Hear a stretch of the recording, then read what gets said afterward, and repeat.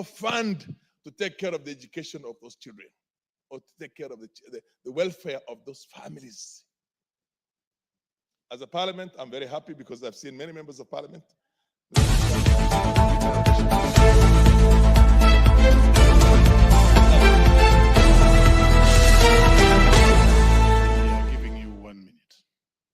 What will you do with the rest? There's not very few people.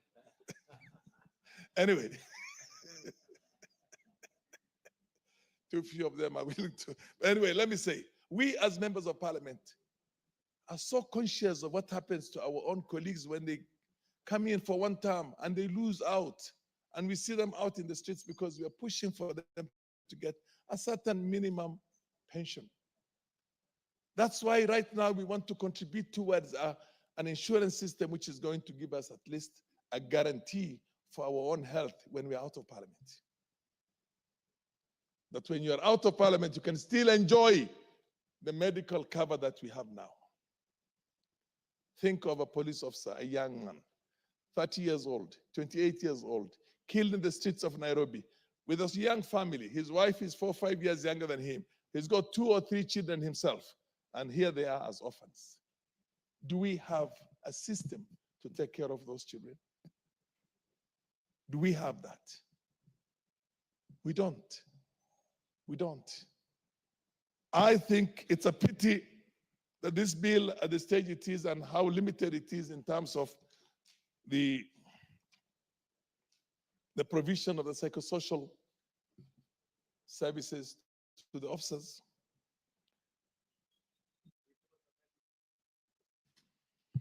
Very well. You have had your bite. The Honorable Adan Kenan, another ranking member. Proceed. Thank you, Mr. Speaker. Mr. Speaker, the definition of a police officer is a law enforcement officer. And pursuant to Article 243 of the current Constitution, the functions of the Kenya Police Service, Mr. Speaker, includes the provision of assistance to the public when the public is in need, maintenance of law and order, preservation of peace, protection of life and property, investigation of crimes, collection of criminal intelligence, prevention and detection of crime, apprehension of offenders, and the enforcement of law and order, and performance of any other duty that may be prescribed by the Inspector General of Police. Mr. Speaker, this bill is a timely one, and I want to thank the Honorable Masara for thinking out of the box and coming up with this pivotal legislative proposal aimed at introducing far-reaching reforms to the Police Service Commission in Kenya. Mr. Speaker, the bill seeks to enhance the welfare, the professionalism, and accountability of the police force while fostering community relations. Mr. Speaker, one of the key provisions in the bill is the issue of mental health and welfare and the well-being of the member of our police officer, Mr. Speaker.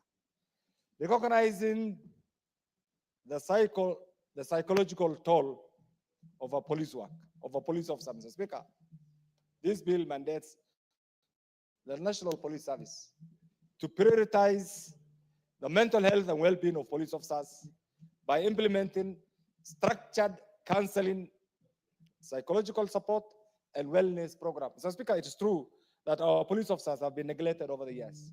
They provide a pivotal service, Mr. Speaker, to the public.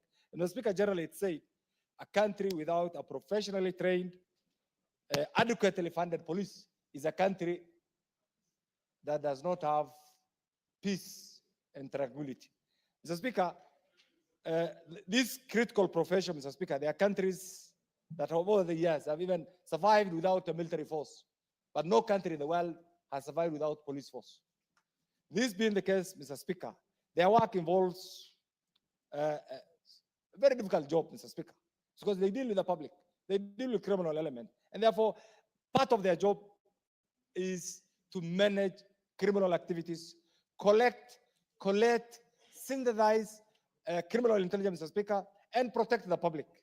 So this, Mr. Speaker, requires a lot of psychological support and wellness program in order to reduce stress-related incidents and enhance the officer's morale and performance. So, Mr. Speaker, without the officers' morale and performance, it's difficult for them to execute their day-to-day job, Mr. Speaker. Mr. Speaker, the other aspect of this bill is to enhance oversight and accountability. And this is one of the things that over the years we have struggled to have an accountable, professionally trained, well-remunerated police force, Mr. Speaker, that meets the test of time, because Kenya is a premier republic that prides in the enforcement of law and order within the meaning of the Constitution, Mr. Speaker. Mr. Speaker, because unless you adequately train, you will not have a proper understanding of the Constitution. This is why these two come hand in hand. Mr. Speaker, this oversight role, the bill as it seeks to fortify oversight and accountability mechanisms within the National Police Service by ensuring a fair, impartial, and transparent handling of complaints, because it's two-way. They handle the public, there are complaints against the public, at times they're also complaints against the police officers. This must be put on a scale that will be fair to the police officers and to the public, Mr. Speaker. That is why sometimes when I see individuals outrightly condemning our police officers, Mr. Speaker, I empathize and sympathize with the police officers, because their work is difficult. We as legislators, Mr. Speaker, we must come out and support the good police officers. It's not all the police officers are bad. We have some of the best brains in the midst among the police officers. And therefore, I want to urge the Kenyan public to desist in collectively condemning our police force, because they are human beings. They are there for us. They do our work. They protect us. They support us.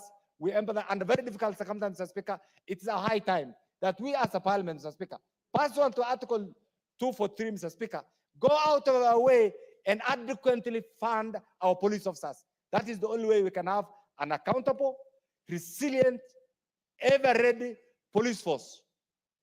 And that is the only option, Mr. Speaker. Otherwise, we'll have a police force there, and that's why we remove them out of the ambit of that big giant called OP, so that they have their own accountable system within the police force that will take care of their day-to-day activities, Mr. Speaker. Mr. Speaker, the other activities, the other issue that the bill expected, once this bill is passed, Mr. Speaker, and I hope it will go through, it is expected to cap incidents of misconduct, promote ethical policing, and rebuild also public trust among the law enforcement agents. Because this is the critical component, Mr. Speaker. The public must have faith in our police force. The public must appreciate the work of our police officers. That can only come if there is an understanding. The public must have information, adequate information on what it entails to be a police officer. The police officer must also appreciate what they're expected to do. This is what it means to have an accountable, professionally run, well-funded, and well-grounded police force that meets the test of our constitutional requirement, Mr. Speaker. Mr. Speaker, the other one is they must have a professional. The bill also expects, once it's passed, provides for professional development and capacity building. Because this continuous education is what is required. Mr. Speaker, to enhance competency and effectiveness of the police officer, the bill emphasizes a continuous professional development through regular training, skill enhancement programs, and leadership development initiatives. And this is one of the benchmarks of even individual promotions, individual capacity building. And this is what their profession, not only actually their profession, every profession requires, Mr. Speaker, continuous training. The other bit, Mr. Speaker, is strengthening of community policing. In a bid to foster harmonious relation between the law enforcement and the public, the bill advocates for community policing as a proactive strategy, Mr. Speaker. This proactive engagement, Mr. Speaker, between the police officer and the local community, Mr. Speaker, will create a culture of trust, Mr. Speaker, and cooperation in problem solving. This world, Mr. Speaker, that is bedeviled with challenges, with criminal activities, with cybercrime, and many other challenges. We need that cooperation between the public and the police, and there must be an avenue. The avenue is this bill. The avenue is an acceptable, law-centered, law-driven, law-placed mechanism that this bill attempts to provide that will enable the police officer to function as expected. Mr. Speaker, this bill also represents a significant step forward in reforming the Kenya policing framework by enhancing the police officer welfare, the police officer welfare, professionalizing law enforcement, and strengthening community partnership. This is what's called Yumbakumi Initiative. The Yumbakumi Initiative, Mr. Speaker, was an administrative mechanism. But once this bill is passed, it will be anchored in the law. And this is critical, and therefore what we expect. So, Speaker, luckily in our constitution, there's something called public participation. And the framers of the current constitution, Mr. Speaker, were not naive, were not feeble. They thought out of the box that there's need to engage the public. And it's two-way. The police officer is expected as part of the Kenyan society, as part of the law enforcement community, Mr. Speaker, to understand and appreciate the ecosystem in which they operate. That ecosystem is unique. It's filled with criminals. We have law-abiding citizens, Mr. Speaker, and there's also public expectation on what the police officer is supposed to do. Mr. Speaker, that notwithstanding, there are a number of things that the bill we must also take into account, because it's one thing to legislate. The issue of funding and resource allocation, Mr. Speaker, as I've alluded to, must be addressed comprehensively, because we can legislate, Mr. Speaker, and we have legislated in the past, but this must come with a proactive, practical funding program for this bill to have a meaning. Mr. Speaker, the other bit is, once we talk about the stakeholders involved, Mr. Speaker, this bit must also be collectively approached through public education. The other one is conflict resolution between the public and the police. Mr. Speaker, finally, I want to say this. Our police officers, as part of our police diplomacy, are right now in Haiti. This country has prided itself by being providing some of the best police officers. I want to urge my colleagues, even as we approach the budget of 2025-2026, I want to beseech you, let us reallocate funding from other sectors. Very well, very well. You have done well. You have done well, ranking member. Let's allow other members also to contribute. Great speak. The Honorable Catherine Wambilianga, and then the Honorable Nyamai.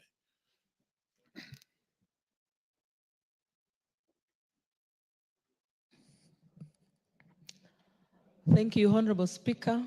I also rise to weigh in on this matter this bill that seeks to improve the wellness and the welfare of the police officers. It is common sense, and we see it, that our police officers actually are not living a good life. And as much as they're not living a good life, it's something that has been not corrected by us, especially us, the key leaders in this country. These are people who have taken good care of us. They help us whenever we have issues. We call them to order when we have matters in our villages, in our homes, and all that. But when you come to the welfare, and even whoever takes care of the wellness, it has not been taken care of. I wish to support the Honorable Masara who brought this bill, because looking at what the policemen go through, especially in terms of matters, mental illness, most of them actually find themselves in a corner, especially when faced with situations. They have nobody to go to, and it is us, the public, who should help them, and us, the legislators, who should help them. Our police officers have gone through very difficult situations. When, for example, there's an accident on the road, they're faced with a very difficult situation. They're the ones we call to remove the bodies. When there's drowning, we call them on to order to remove the bodies for us. But at the end of the day, nobody seeks to sit down and counsel them. They get back to their homes with their normal problems, which even emanate from the poor salaries that they get. So you find with such situations, a police officer goes home, is very stressed, goes to meet a family, and whenever there's anything in that family, they always result into cases of suicide. This is really something that us legislators should look at. So I want to support the fact that they establish for them a wellness center that will care for them. I remember when I was young, I had a brother who was a police officer. We could visit him, but the conditions under which they lived was terrible. The government has tried to improve on that, but not good enough. They still share beds, they still share houses, and so much has happened. But these are our own sons and children whom we have educated. We expect them also to have good life, and when they get home, they also need to have that peace that everybody else gets. But in our own opinion, when we look at officers, they're only verified, nobody respects them because we imagine these are just officers who should take care of us. But us, the legislators, we should also look at their welfare and know how to, what we can put in place that can make them, cushion them from a number of issues. And the fact that we are also seeking to establish wellness centers in counties, I feel the government should also allocate a few resources.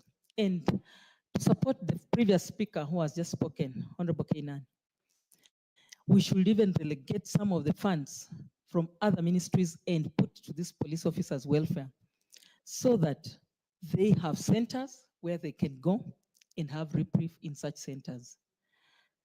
I support this bill, and I hope at the end of this, the implementation will take place. Here in Parliament, we pass bills, but the implementation becomes a problem. So once we do this, we believe the government will take this in place and the bill will be implemented. Thank you, Honorable Speaker. The Honorable Member for Kitui South, Rachel Nyamai. Thank you very much, Honorable Speaker, for giving me this opportunity to support this very important bill by the Honorable Masara. Honorable Speaker, this is a very important bill, and it is trying to enhance the work that is done by the National Police Service and also the work that is done by the Inspector General in order to provide better working conditions for our police officers. Honorable Speaker, I would like to start by appreciating the contribution by the Honorable Kainan and the Honorable Farah Maalim in the way they have clarified the importance of this bill. Honorable Speaker, these police officers who are taking care of everyone, from the president to our own villages, are not just officers. These are our children, these are our grandchildren, these are our nieces and nephews, these are our husbands. These police officers, Honorable Speaker, are our boyfriends. Honorable Speaker, these police officers are girlfriends of people of this country. They have offered themselves to go to the most dangerous places, to be working at night when people are asleep, to be going to the dangerous places. For example, in my own constituency, police officers working in Ikoda, working in Mutomo, are the ones that are going to Moda, and they are the ones that are going all the way to the border, to places called Konekaliti, where they go to places where there is no chief, where there is no assistant chief, and places where people have occupied, and we expect them to give us the best. So, Honorable Speaker, with that background, I would like to say that we need to ensure that their mental health is taken care. Honorable Speaker, these police officers are the ones who collect bodies of people who have disagreed within their homesteads and fought and killed each other. The police officer will be the first to come and collect those bodies. When there is a road accident on our roads, our own police officers are the ones who will go to collect those bodies, Honorable Speaker.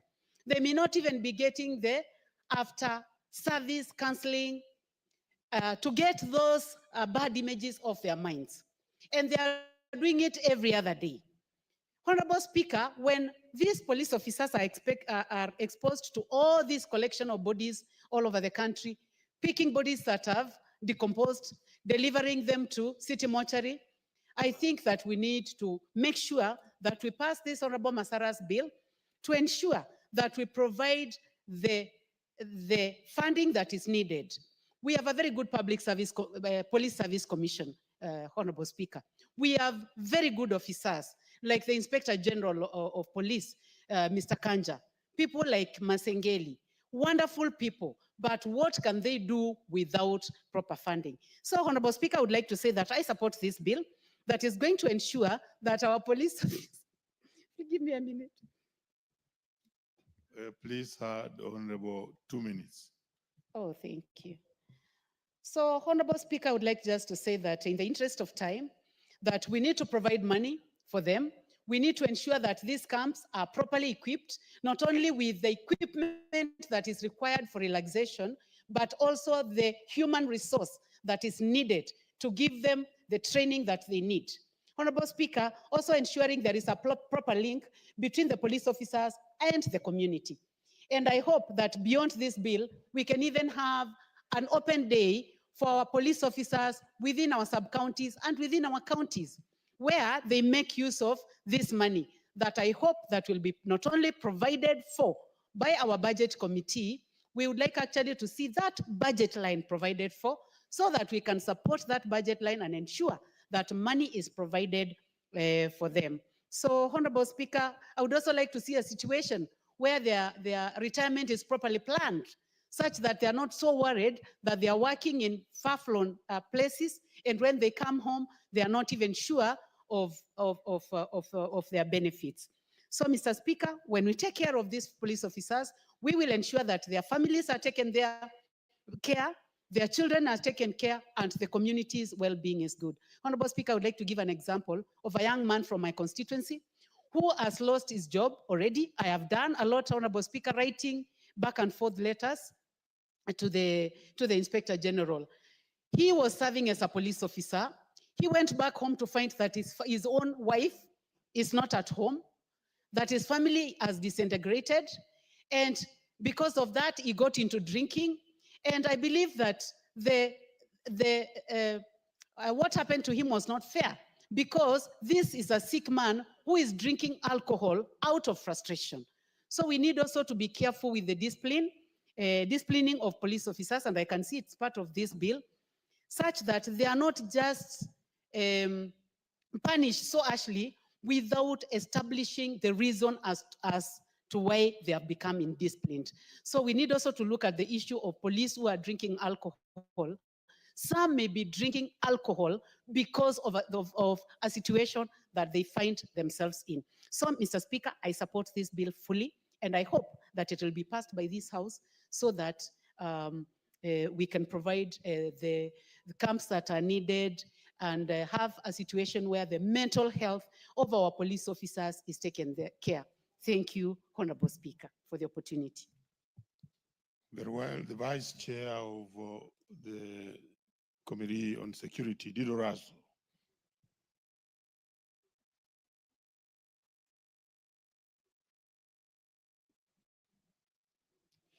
Thank you very much, Honorable Speaker. Honorable Speaker, I rise to add my voice to this very important bill by Honorable Masara. Honorable Speaker, a police officer is a first responder who is responsible for law enforcement and public safety. A police officer provides emergency services by responding to call and investigating crimes. They patrol areas to detect and prevent crime, and are expected to write an incident report at the end of the day. Honorable Speaker,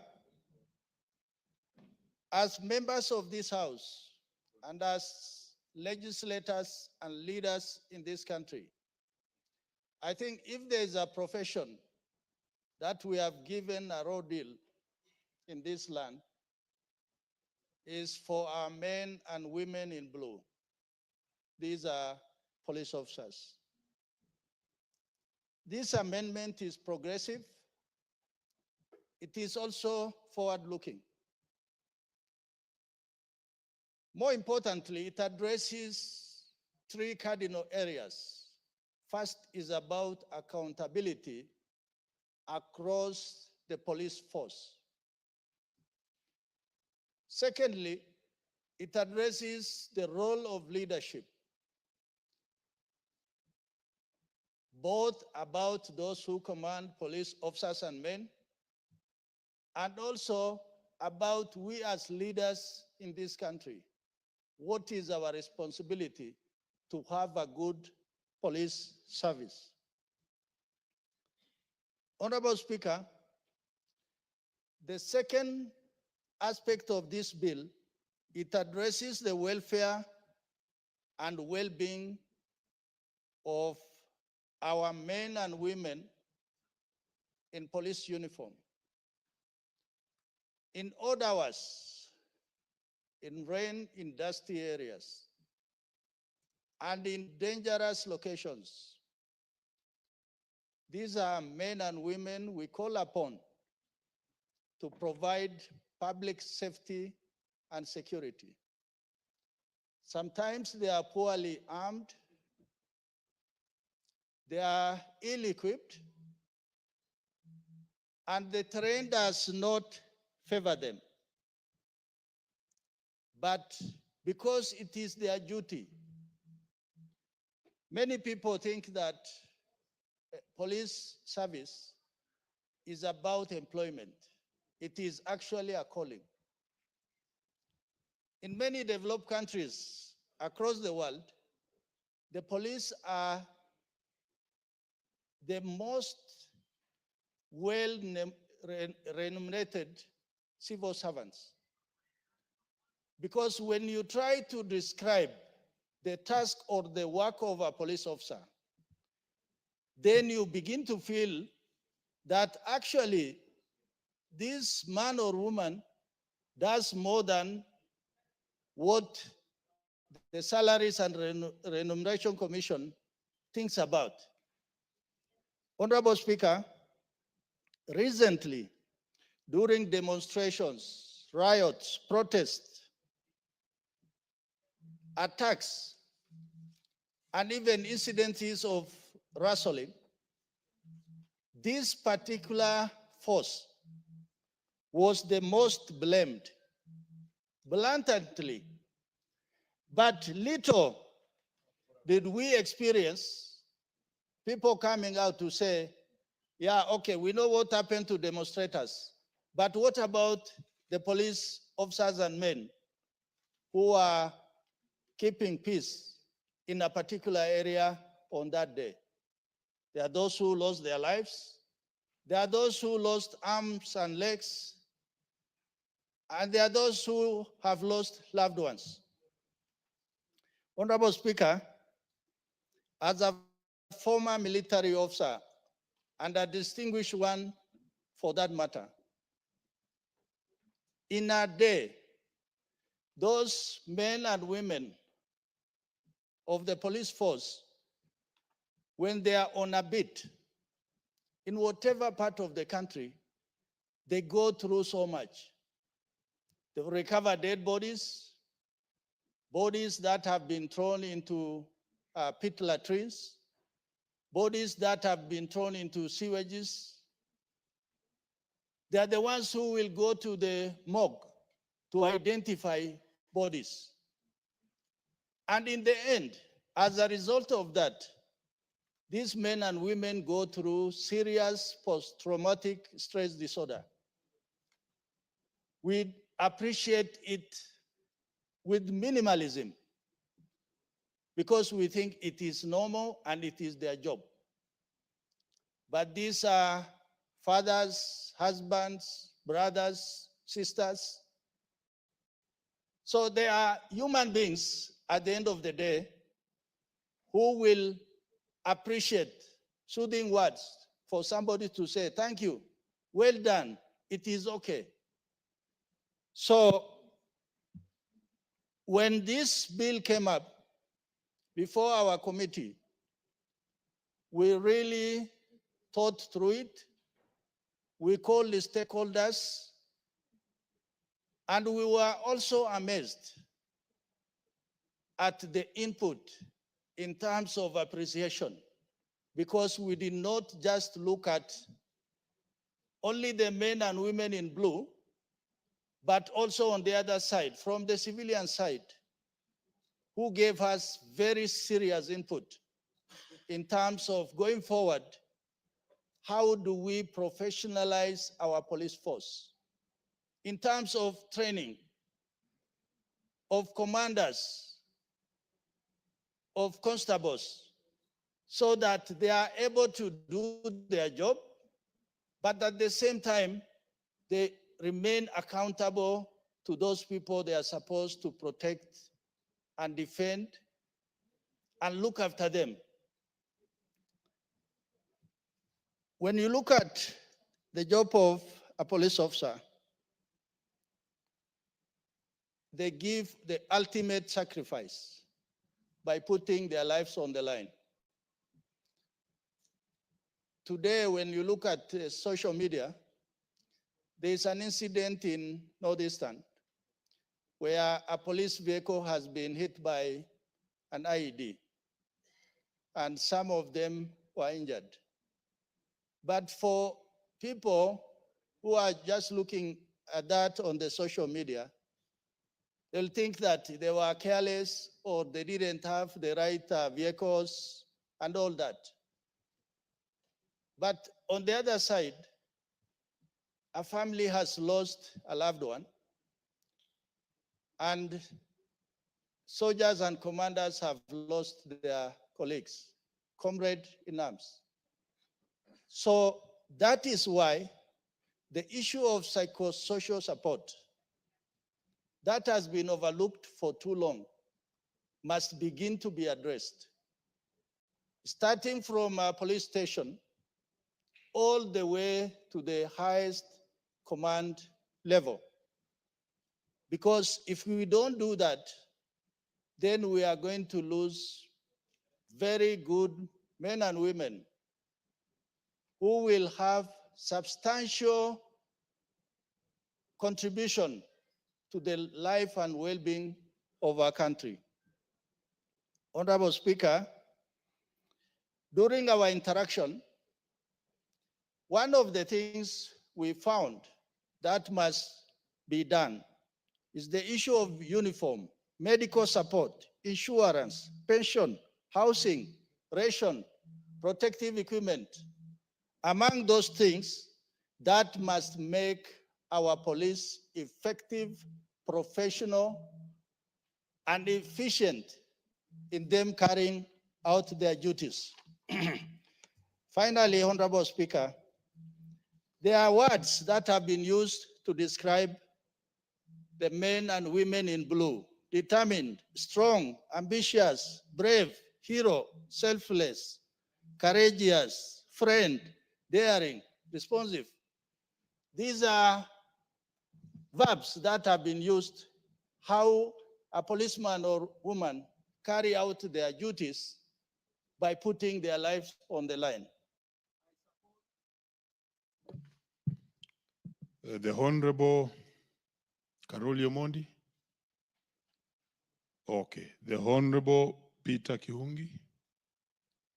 And then down here, the Honorable Fatma Masito. She's in the house.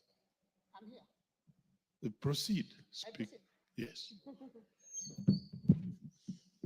Basi niseme asante sana Mheshimiwa Spika kwa kuweza kunipatia fursa hii nami niweze kuchangia katika sheria hii ambayo imeletwa mbele ya bunge hili na Mheshimiwa Masara. Mheshimiwa Spika, sheria hii inalenga kuboresha ustawi na hadhi ya askari wetu polisi. Mheshimiwa Spika, polisi wetu wa taifa hili la Kenya wanaishi maisha utadhani wao si binadamu wala si watu ambao wanatangamana na binadamu. Mheshimiwa Spika, askari polisi wetu wa Kenya wana dhiki, hiyo lugha ndio naweza kutumia ndio iweze kueleweka vizuri. Wana dhiki, wana shida, wana maisha magumu wakati wanatuhudumia na wakati pia baada ya kustaafu. Mheshimiwa Spika, sheria hii ambayo inataka kudumisha ustawi wao na hadhi yao, Mheshimiwa Spika, na kuweza pia kuwatengea kitengo maalum cha kuweza kuwashughulikia askari hawa ambao mara nyingi wanapatikana na ile shida ya msongamano wa mawazo na pia wanapata madhara ya akili. Mheshimiwa Spika, askari wetu wanafanya kazi ngumu sana. Mheshimiwa Spika, unaweza kumpata askari amefanya kazi hata masaa 24 akikimbia juu na chini. Mara nyingine unampata ameitiwa mahali tu accident imetokea, hata wewe binadamu wa kawaida huwezi hata kuangalia yale mazingira ambayo ajali ile imetokea, kwa sababu pengine mtu ameumia vibaya sana au pengine amekufa kifo kibaya sana, lakini sijaona askari akiogopa kusongelea hali kama ile. Wengine unawapata wameenda hata kuokoa mahali moto unatokea, amekwenda kuokoa na anapambana na mambo mengi. Lakini Mheshimiwa Spika, mazingira yao ambayo wanaishi askari wetu wa Kenya ni aibu. Ni aibu hata ukiyasema kwa mataifa mengine, na ni aibu pia kwa sisi wenyewe wa Kenya. Wanaishi maisha ya kinyama kabisa.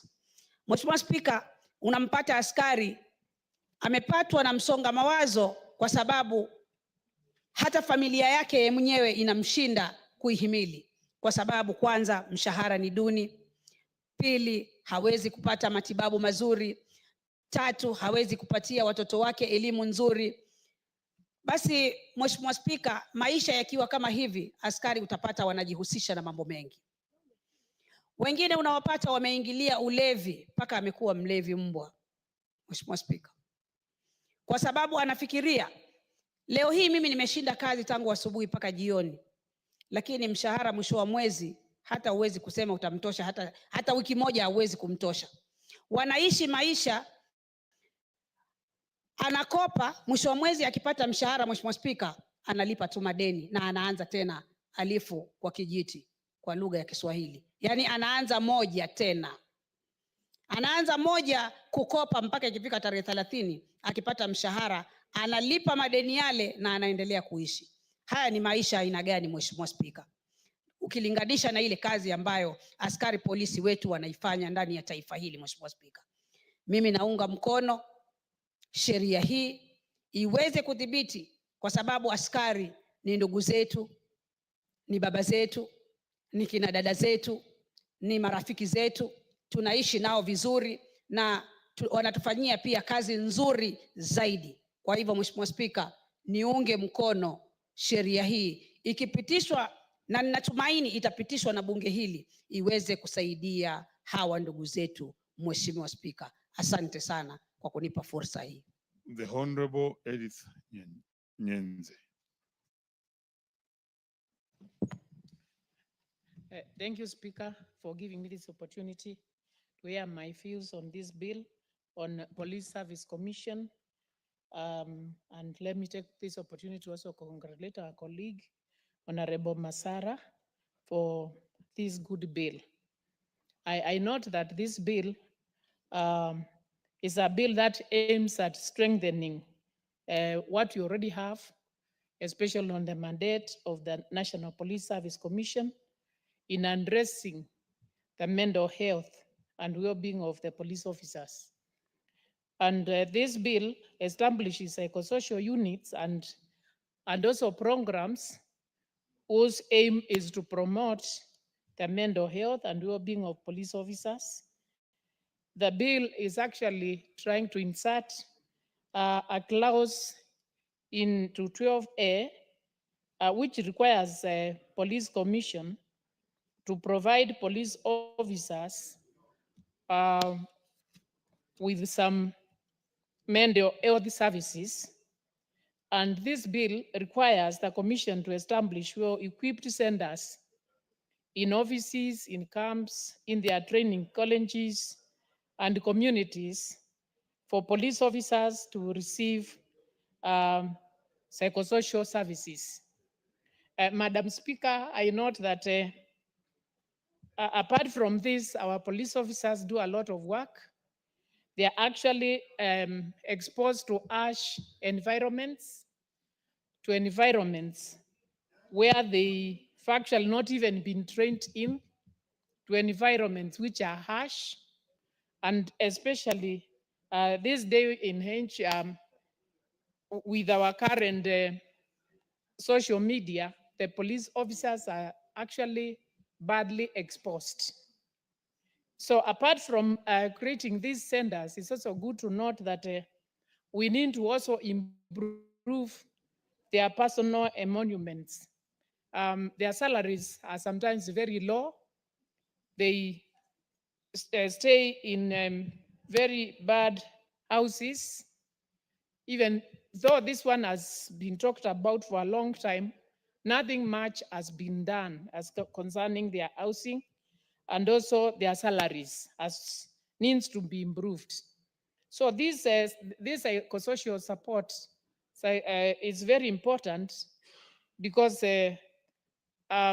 being exposed to such environments, they are meant to have some mental torture.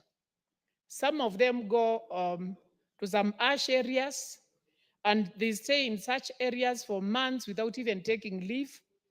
And when they take leave, they are actually not given enough money to take to their family. So, or you are overworking yourself, you are not being appreciated by the people you serve because you are correcting them, they don't appreciate you. The environment is harsh. And then at the same time, you're not taking, there is nothing to show for it, especially taking to your family and your children. And you also find that some, after being posted in harsh areas, some police officers have stayed in very harsh areas for a very long time, and they are not given transfers. Even when they keep on applying for transfers to other areas, they are not considered. And this is, with the time, this one exposes them to a lot of torture, leading to some ill mental health. Therefore, these centers are very important so that they can actually share with their supervisors. They can also discuss with their colleagues. They can also hear their views so that they are helped in these areas where they feel they are badly exposed. I also, Madam Speaker, also feel that the training which they get does not expose them enough to such issues. So I think it's also, as they get trained, it's also good for them to get exposed to the kind of life which they will be exposed to when they go to the real work. Like now we have some people in Haiti. Maybe some of these police officers are people who have been trained in Nairobi, in urban areas, and then they are taken to very harsh areas. One has not been exposed to such. Yet you are supposed to keep your job because the job opportunities are very rare. So you are actually put in a very harsh and very hard environment such that you need some help. And this bill is very important because this bill expect it to try to address such issues and improve the welfare of the police officers, especially their mental health. With that, Madam Speaker, I support.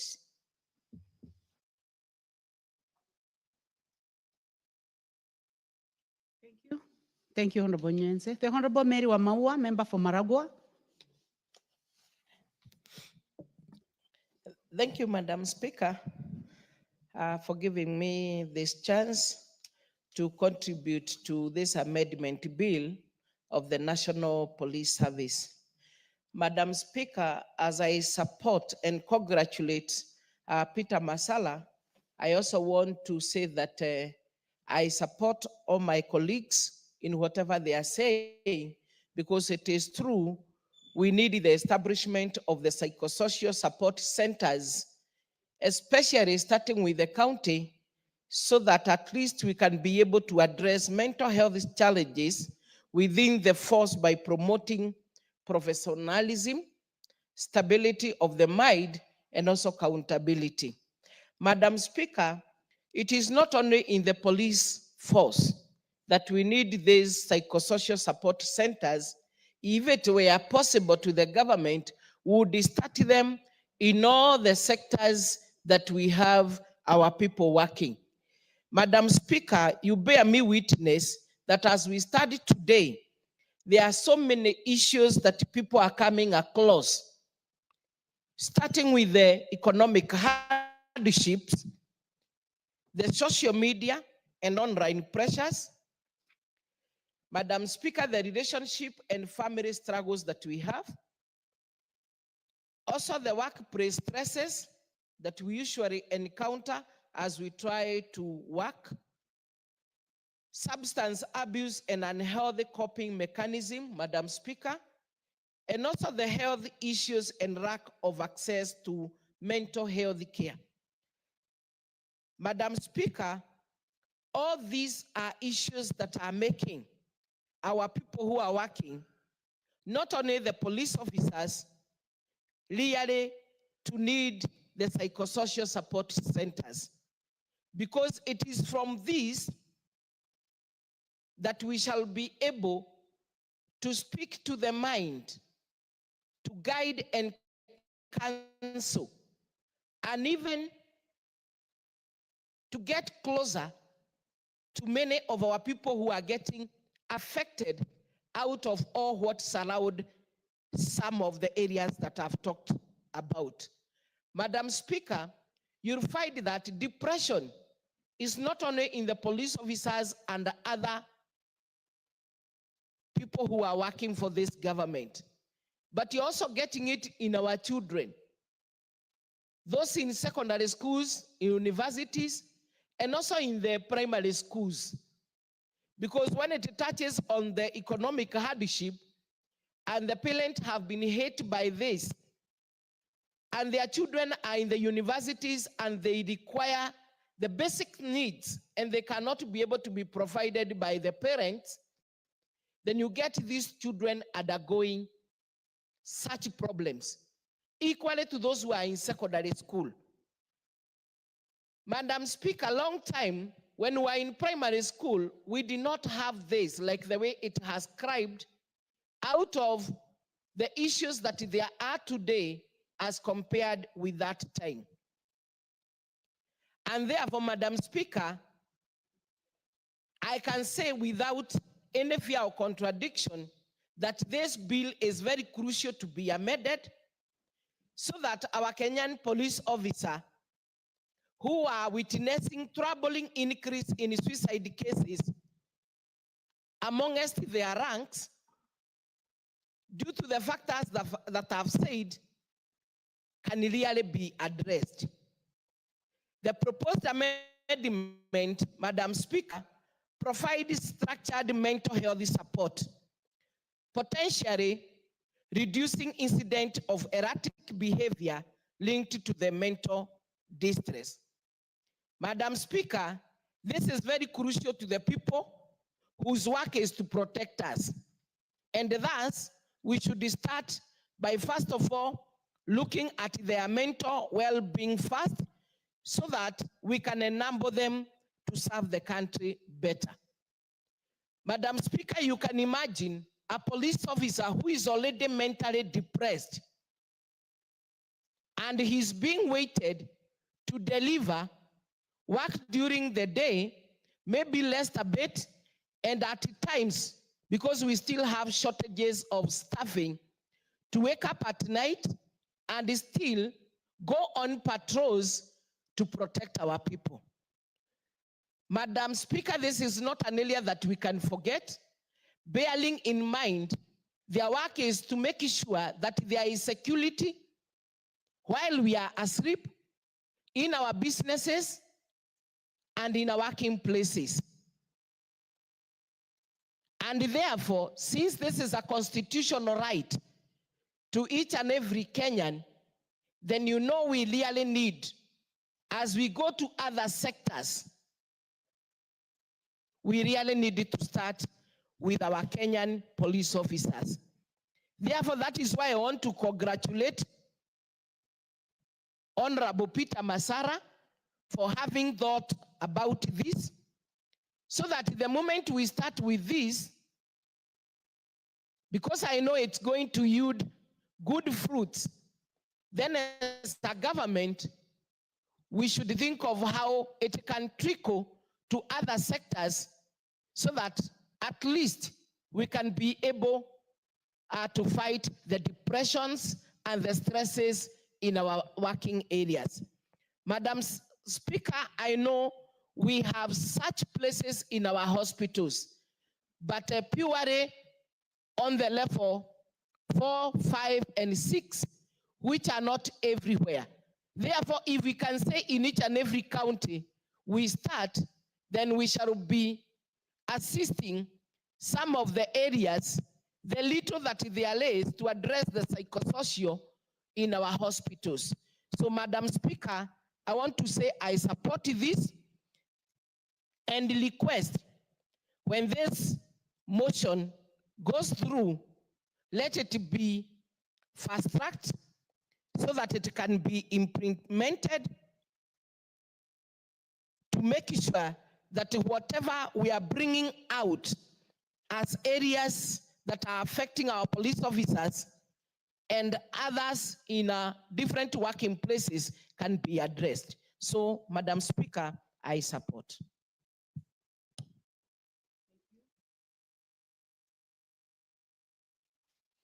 The Honorable Andrew Okwome, member for Karachonyo. Thank you, Madam Speaker, for giving me this opportunity.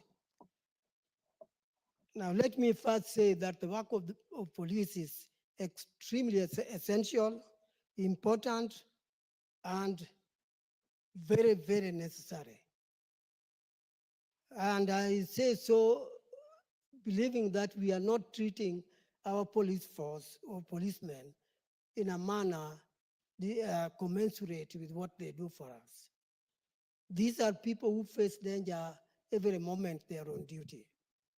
Sometimes they work at night, and at times during the daytime. And in each occasion, there are, in some cases, people behind them looking for how they can disable them from doing their work, in order that they can stop whatever illegal action these people wanted to take. Some lose their jobs during that kind of process. When it comes to the conditions of their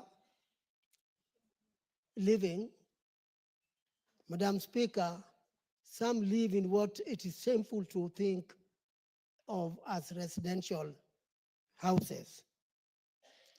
The structure they live in is made of mabati.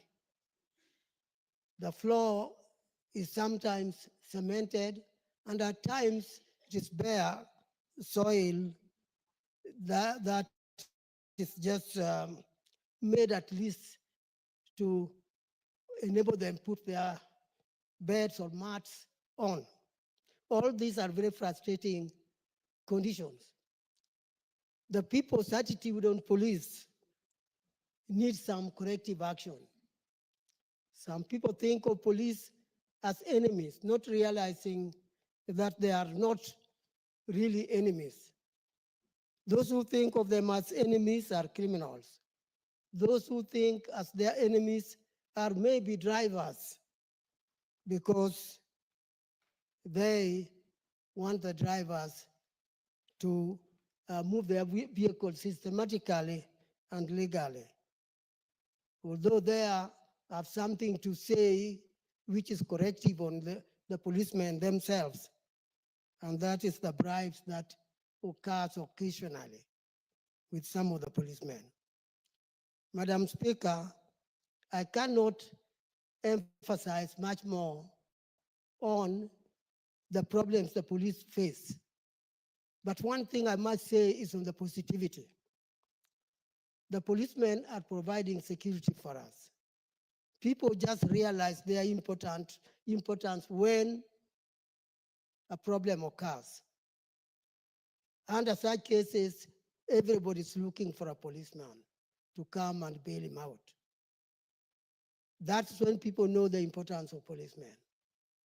I think our population also need to be educated so that they can realize the importance of the police service, because we need them. And because of the necessity of what they are doing for us, I think they need to be paid well. I know one of my colleagues said they are well paid. I very much doubt this. These people are not paid well. And that's why you see them looking for almost no mistakes by drivers and ask them for some coins in their pockets. We don't need to subject such people providing excellent service to us to a condition when they need additional money in the form of bribe. I think something needs to be done on that. I support the idea of psychosocial support centers. But then these centers should not just be for reaction. They should be also preventive, so that policemen are checked often on their mental conditions as well as physical condition to ensure that they are fit for the work and they can do the work when they are having fully mental composure that can make them do their work well and properly. So these centers need to be existing all the time for the police to visit. But then in addition to that, they should have a general medical checkup, which should include all requirements of wellness of the body, including mental capability. Madam Speaker, I feel I have said the importance of their work. I've said what action we need to take. And let me emphasize that something should be done on their accommodation. I can remind my colleagues plus the speaker that if you go to hot areas like Moyale, Mogadishu, and all those, the houses in which they live, the Mabati type, it's almost impossible for life when it is daytime. And at night, it is also worse because it gets too cold. So where would these people be? There can only be night, there can only be day, and each of these offer intolerable conditions for them. That's why you find they get sometimes a little set up and we begin to do what is sometimes dangerous, like killing even their spouses. We need to protect ourselves against such kind of situations by treating our police as human beings doing essential work for us. Madam, with this, I wish to say that I congratulate my colleague, Madam Masara, Mr. Masara, who brought up this bill, and I support it. Thanks, Madam. Thank you. Thank you, Member. Thank you. The Honorable Zainab Mohammed, Member for Migori County.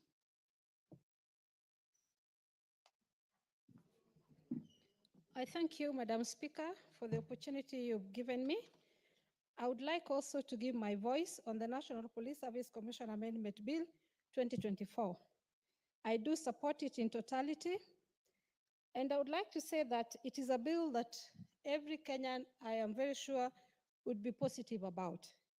Madam Speaker, the police service sector has suffered a lot, and to give them this kind of treatment, I think would be so good for them, considering that our police do go through a lot. For example, there is no family connection in our police unit. You find the police is transferred every single day, and in the process, they lose connection with their family, the parental family, and even family by marriage. And so it's very important that we do take care of their well-being so that they would know how to cope with this situation. Madam Speaker, the police service do need some assistance in financial budget and management. Their salary, we agree, is not adequate enough. But again, some join the forces when they're very young and they're not able to take care of their financial needs, and they end up in loss that they're not able to service. And so this social well-being would be important for them, because in this unit, a lot of challenges will be taken care of.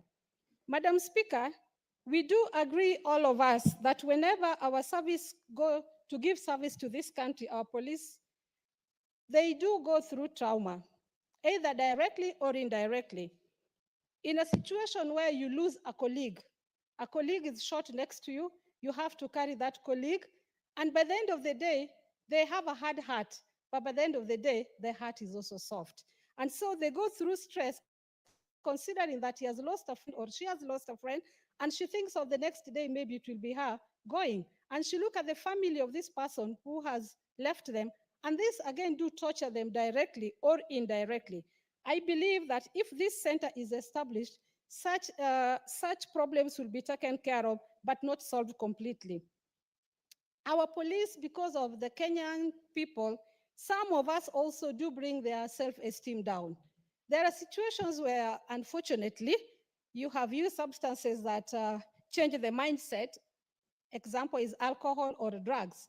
And so when the police has come to arrest you, we throw words that bring their self-esteem down. In such a scenario, a police officer might end up using a gun to finish you for bringing himself self-esteem down. It is very important that when such challenges appear to them, they can turn to the centers that would be able to take care of them by talking to them and understanding the situation they are in. Madam Speaker, a living example is what happened in Westgate, Dusit, and Capedro. If we would consider the policemen and women who were at these areas during these accidents or incidents, these people were never taken care of. And you find in a scenario where you find a police did shoot a colleague in circumstances that cannot be explained. In most cases, it is this trauma that they go through, this stress and the depression that they go through, and nobody understands them. And so a small argument, a policeman ends up using the nearest weapon to him, which is a gun. Madam Speaker, our police officers do get injury during their service, and they don't have a way of managing and recovering and returning to work. They just go to the doctor, the injury is treated, maybe has lost a leg, an eye, or whichever part of his or her body. But then there is no other extra service given to this officer. And so he or she goes back and realizes that now she has one hand or has one hand, she cannot or he cannot hold this gun anymore. And this sends him into depression because he knew when he joined the forces that this is a job he has chosen, and he has chosen to defend his people and his country, but unfortunately now is not able to service us. These do send them into serious depression, which ends up piling and sending it down to the family, directly to the children, wife, or mother, or brother, or sister. So I believe if these centers would be available in each and every polling station, instead of putting it at the county level only, but I know finances also are very constrained, but if we could at least try and put it up to the level of a constituency, and then later move it downward, even to a sub-county level, so that these services are available. Sometimes it might be difficult for a police officer who works in Nyatike, where I come from, to go to Migori if such services are provided, to go and get that service. That alone can be stress for him or her, because she's leaving her family again to go over 60 kilometers to get to such a center. So this is a very good bill. I congratulate the member who brought it up, and I believe that all members of this House will support it in totality. And if there's any amendment that would make it better, we would request that anybody who has such ideas would bring it forward, but let us support it in totality. It is a good one, and God willing, it will help our police women and men of this country. Lastly, I want to congratulate the policemen and women of this country, telling them that there's our sisters, that our brothers, we love them. There are sometimes that we do rub our shoulders, especially during maandamano, but by the end of the day, we are still brothers and sisters, and the country belongs to all of us, and we congratulate them, we love them, and we wish them well in their duty. Thank you, Madam Speaker. Thank you. The Honorable Geshimo Gedeji, member for Geshogo. Thank you, Honorable Speaker, for also getting this opportunity to contribute to this bill by Honorable Masala. Let me say that the police perform a very important constitutional duty to protect lives and property in this country. And therefore, a stable country is also dependent on a very strong and healthy police force. And that is why I'm in support of this bill. And having seen that this bill has gone the entire process, both through the budget committee, being a money bill, and also through the relevant committee, it shows that this bill has really gotten even support before even it came to this house. And because it is very, very important for our brothers and sisters who are serving in the police force, for purposes of managing the issues that affect them so that they can be able to withstand sometimes the hand working conditions that they normally go or work under. And of course, it goes without saying that sometimes police go through traumatizing incidents, and especially when they are in their line of duty, and especially in volatile areas or where we have conflicts. We've seen quite a number of them lose their lives. Let me not mention the places. There have been many, and especially where we have got tribal conflicts or even external aggressions from the recent one, which is also just about to be debated upon from Turkana. And these incidences would also call that these centers are established so that the issues that are affecting them can be managed. And some of the other areas that would require that these police be taken through psychosocial support. It's also sometimes they also carry so much burden of some families. You see that though some also get into these forces very young, sometimes they may be the only breadwinners in those families. They are low income, support the entire family, even to support their siblings. Of course, sometimes also working in very poor working conditions and living conditions, and stress-related matters and depressions may cause them not to perform their work very well. But of course, Honorable Speaker, looking at this bill, it is not seeking to address the root causes of the problems that would require these social support centers to be established. Of course, the Police Service Commission has a duty, and actually they have a big responsibility to come up with the welfare issues that are affecting the policemen, which are causing them all this stress and depressions that will require the kind of support that we are seeking to establish in this bill. So the Police Service Commission ought to be very innovative in the way they deal with the issues of policemen and women, and they should borrow a leaf from this house, whereby through the leadership of the Speaker, we have gone out of our way even to contribute money from our little savings or from our salaries so that we can have a post-service medical scheme. They should also, the Police Service Commission should also be innovative in a way also to have a little contribution from the people who are serving, so that once they leave the service, apart from the pension that they normally enjoy upon retirement, they can also enjoy a good medical scheme.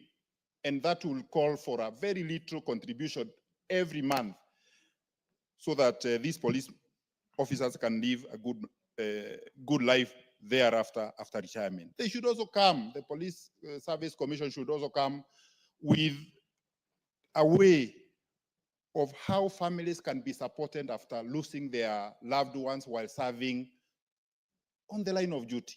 Like young policemen, as you also contributed, Honourable Speaker, while you're on this other side, they leave very young families with no support, devastated, and they had looked upon this police officer the entire of their life for their support for education of the children. So there should be innovative ways of making sure that these families get support even after a departure of a police officer, and especially where one lives or loses life, either in the line of duty or while still in employment. Honorable Speaker, the salaries of police officers, that's also another welfare issue. Some of the issues may not be legislated through an amendment of an act of parliament. Some may also come as an innovative way by the Police Service Commission, so that the welfare of the men and women in uniform, whom we are calling the police officers, can be achieved.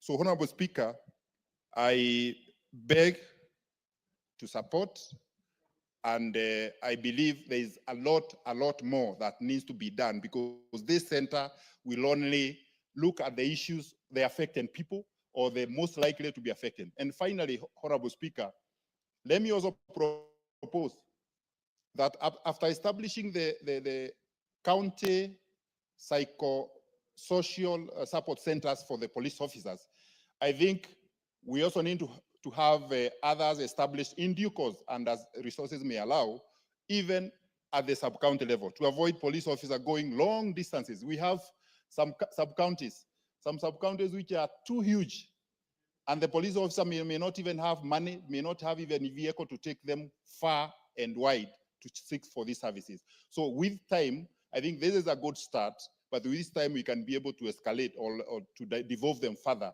to the sub-county level, or the officers who will be employed at the county level can also be able to be traveling or mobile up to the sub-county levels, so that they can be able to give this deserved service. Thank you, Honorable Speaker. MP focuses.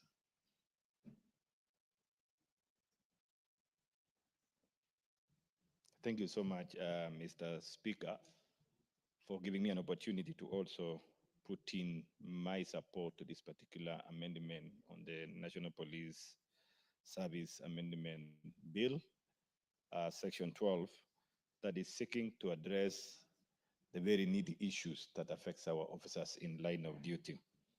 Mr. Speaker, I think all of us, we are not new to uncertain news that have been running on our screens each and every now and then in our social medias, where police officers are taking away their lives, or even going to an extent of taking away innocent lives of people, just as a point of expression of depression, a point of expression of dissatisfaction, a point of expression of frustration. All these issues put together, Mr. Speaker, draws us back to the knowledge that also police officers are human beings like every other person. We all know that we gave ourselves a new constitution in the year 2010, that even up to now, we are still working on it to ensure we put implementation to the latter. And this particular amendment, Mr. Speaker, exactly is getting us back to Article 43 on the economic and social rights of Kenyans. As I have said, police officers are Kenyans like any other Kenyan. And in that particular article, it enumerates a list of rights every Kenyan is entitled. The first one is the issue of quality health care. And when you talk of health care, it's not only limited to the aspect of illness, medical attention to ailments, it also includes squarely the issue of mental illness or sickness. What we are seeing, or the frustration that are being demonstrated by officers, where a junior officer goes and opens fires to the colleagues, or even to the seniors, those who give instructions. As we all know, the operations of men in uniform is a question of orders, sanctioning of orders, instructions, and directives. It's actually like a top-down kind of operations. But sometimes some of these instructions given to some people who are already sick, and there is no person, there is no quota that is able to evaluate, is able to look at, is able to check the well-being of these particular people. Sometimes they're given a huge assignments that to them, it sounds like a punishment. And because they're already lost hope in life, what we are witnessing now, what is happening, we are losing a lot of officers. Somebody goes home and kills the family, including innocent children. just to express their frustration. And even after that, realizing that he has done or she has done the worst also takes away his life. So we lose, we lose. Mr. Speaker, this particular amendment that is seeking to establish a psychosocial support system or centers in every county, and more so like my colleague Kishimu is saying, we also need to look at beyond counties because some counties are, well, they are vast, like Marsabit is a huge county. You cannot imagine one in Orisiolo where the fine of sub-county or even a local area where an OCS sits to connect to the main county level is a big distance. I mean, it's 2 walls apart. Mr. Speaker, I want to say it is time that we need as a Kenyan to support such amendment so that the people we expect them to secure our lives, let us also secure their lives by ensuring they are okay, they are well, the issues are addressed. And not only addressing the issues of sickness and mental wellness, we also need to understand what are the causes of this. One of the issues is the issue of financial or economic economic challenges they go through. Some of them, they get employed today, they are young. Some of them are taken through some process of getting to this particular job because they are looking for a job. Only for them to realize when they begin to earn and begin to do what they call financial plan. Whatever they expect, their expenditure against their income doesn't match. Why? Because probably during training, they had no enough time for them to be also taken through financial training. This particular center should serve and provide a mechanism of continuous training, ensuring that they are sensitized on how they can manage their finances, how they can integrate their family in financial decisions, so that together they move together. Some of them end up maybe they borrow loans, they misuse the loans, the loanies are there on their necks. Nowadays, we are even aware of what we call shylocking. They shylock everything to the extent when they wake up tomorrow, they realize they're naked. They have no meaning. The families are here. They want to pay school fees. They want to meet medical needs of their family, and there's no money. What remains? They indulge in alcoholism. In the long run, they lose the meaning of life and they die. Reason why? Because there's no person, there's no expert that can always continuously engaging them and giving them discussion. Some of them who have gone through problems, they get a moment of exchanging experience with those who have come through the same challenges, and they realize this life has a meaning, and whatever they are going through is not a unique to what happens to the other people. So, Mr. Speaker, I want to support this particular amendment, and I want to congratulate my colleague, Honorable Peter Masara, for thinking of solving the problems of our police officers.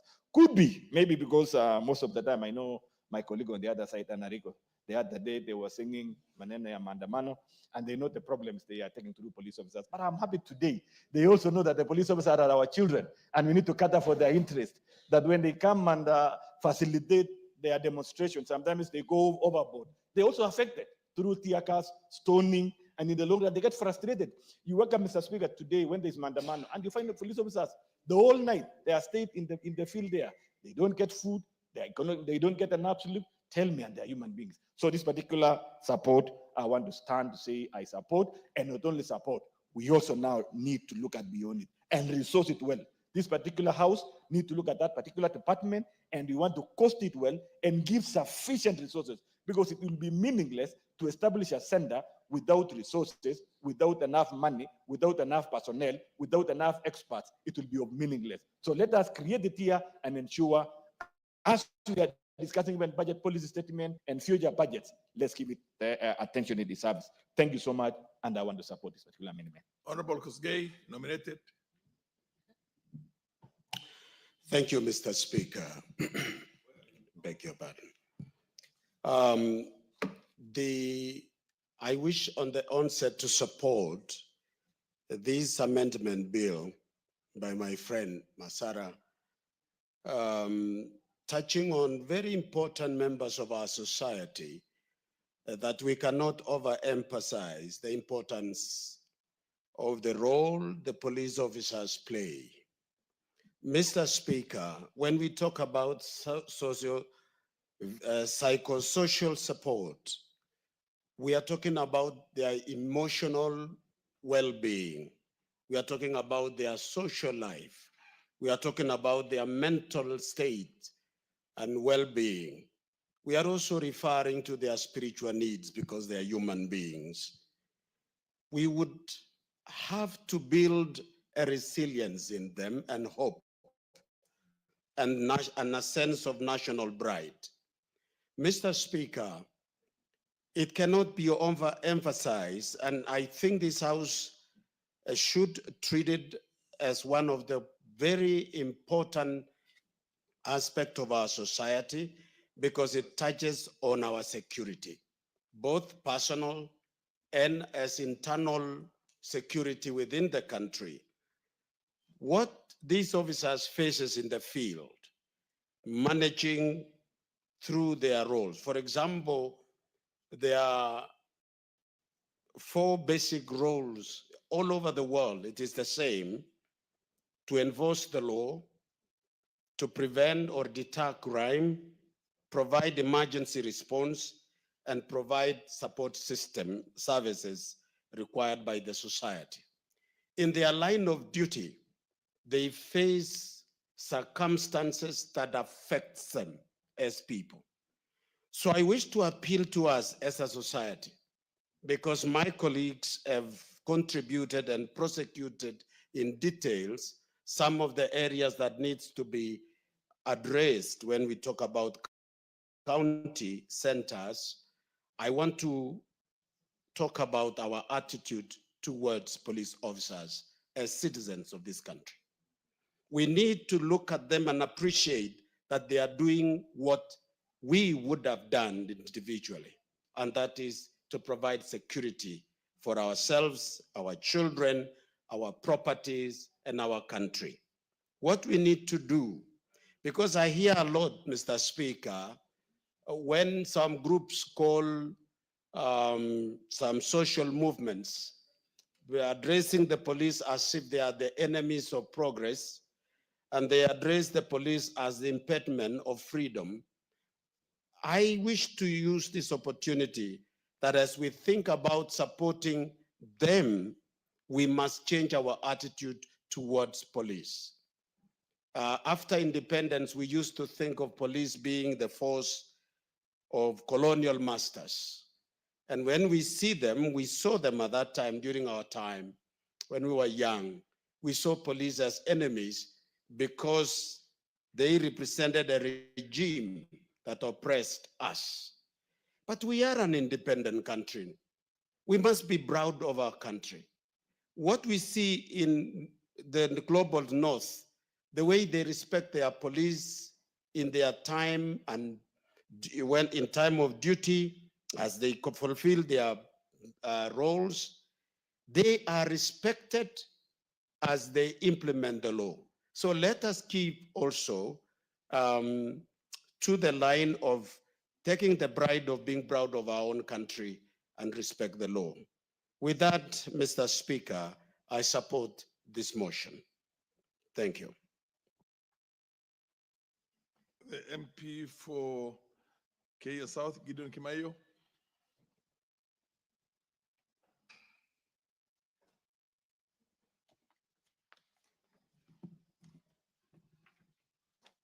Thank you, Mr. Speaker. Mr. Speaker, I support this bill. And I appreciate the Member of Parliament from Suna West, Honorable Masara, for thinking about our police officers. Article 43 of our Constitution, Mr. Speaker, guarantees all citizens of this country the right to health. Mr. Speaker, our police officers work in very hostile environment, which at times brings issues even of depression and the rest. You find that their housing is not adequate. You find the kind of salary also that they receive is also not adequate. You look at their working equipment, the vehicles they are using and the rest, is not sufficient. Beyond this also, you see, they are posted to environment which, it's a disciplined force. They don't have an option, but they are there to serve the country. So the introduction of this bill is in a small way appreciating our men and women in the police service. And this bill, which seeks to amend Article Section 10 and 12 of the Police Service Police Commission Act, I support. If you look at other jurisdictions, for example, South Africa, for example, Canada, they have introduced the same that we are doing here. And The Honorable Dr. Kimayo, yes, Mr. Speaker. I had to interrupt you, Sorry. but we have reached 6 o'clock, actually 6:01. When this debate resumes again, you'll have 8 minutes more. But we have a motion of adjournment at exactly 6 o'clock, and under the circumstances, I'm going to call on Honorable Ariko of Turkana South to move this motion of adjournment. The motion of adjournment, essentially, I'm sure you understand the rules. You will all contribute. There's no seconder. There's no question to be put at the end of it. It's for 1 hour and 2 minutes or 3 minutes. Proceed, the Honorable MP for Turkana South, Ariko.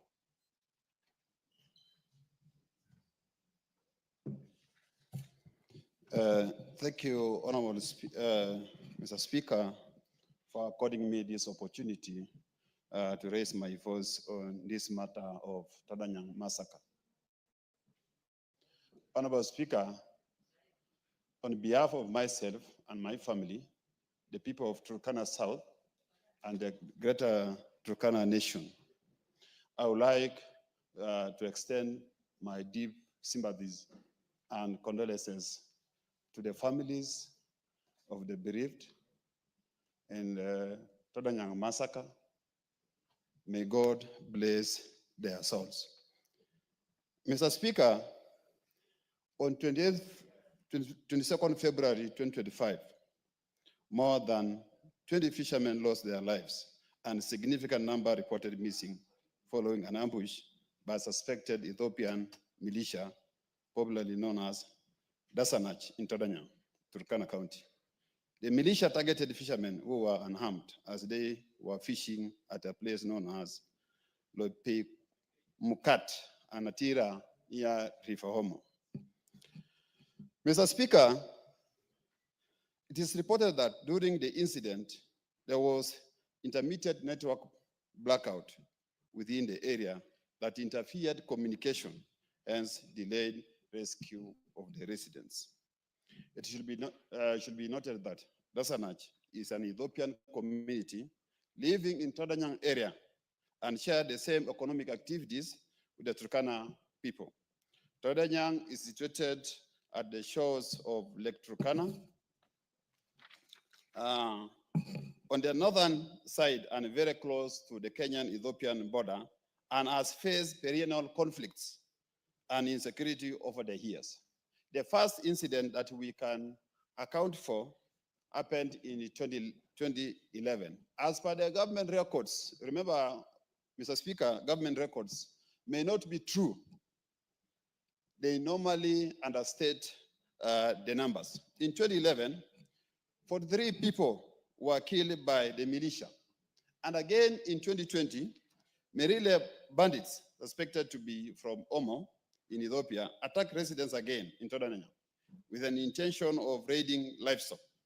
These attacks have caused loss to lives and livelihoods.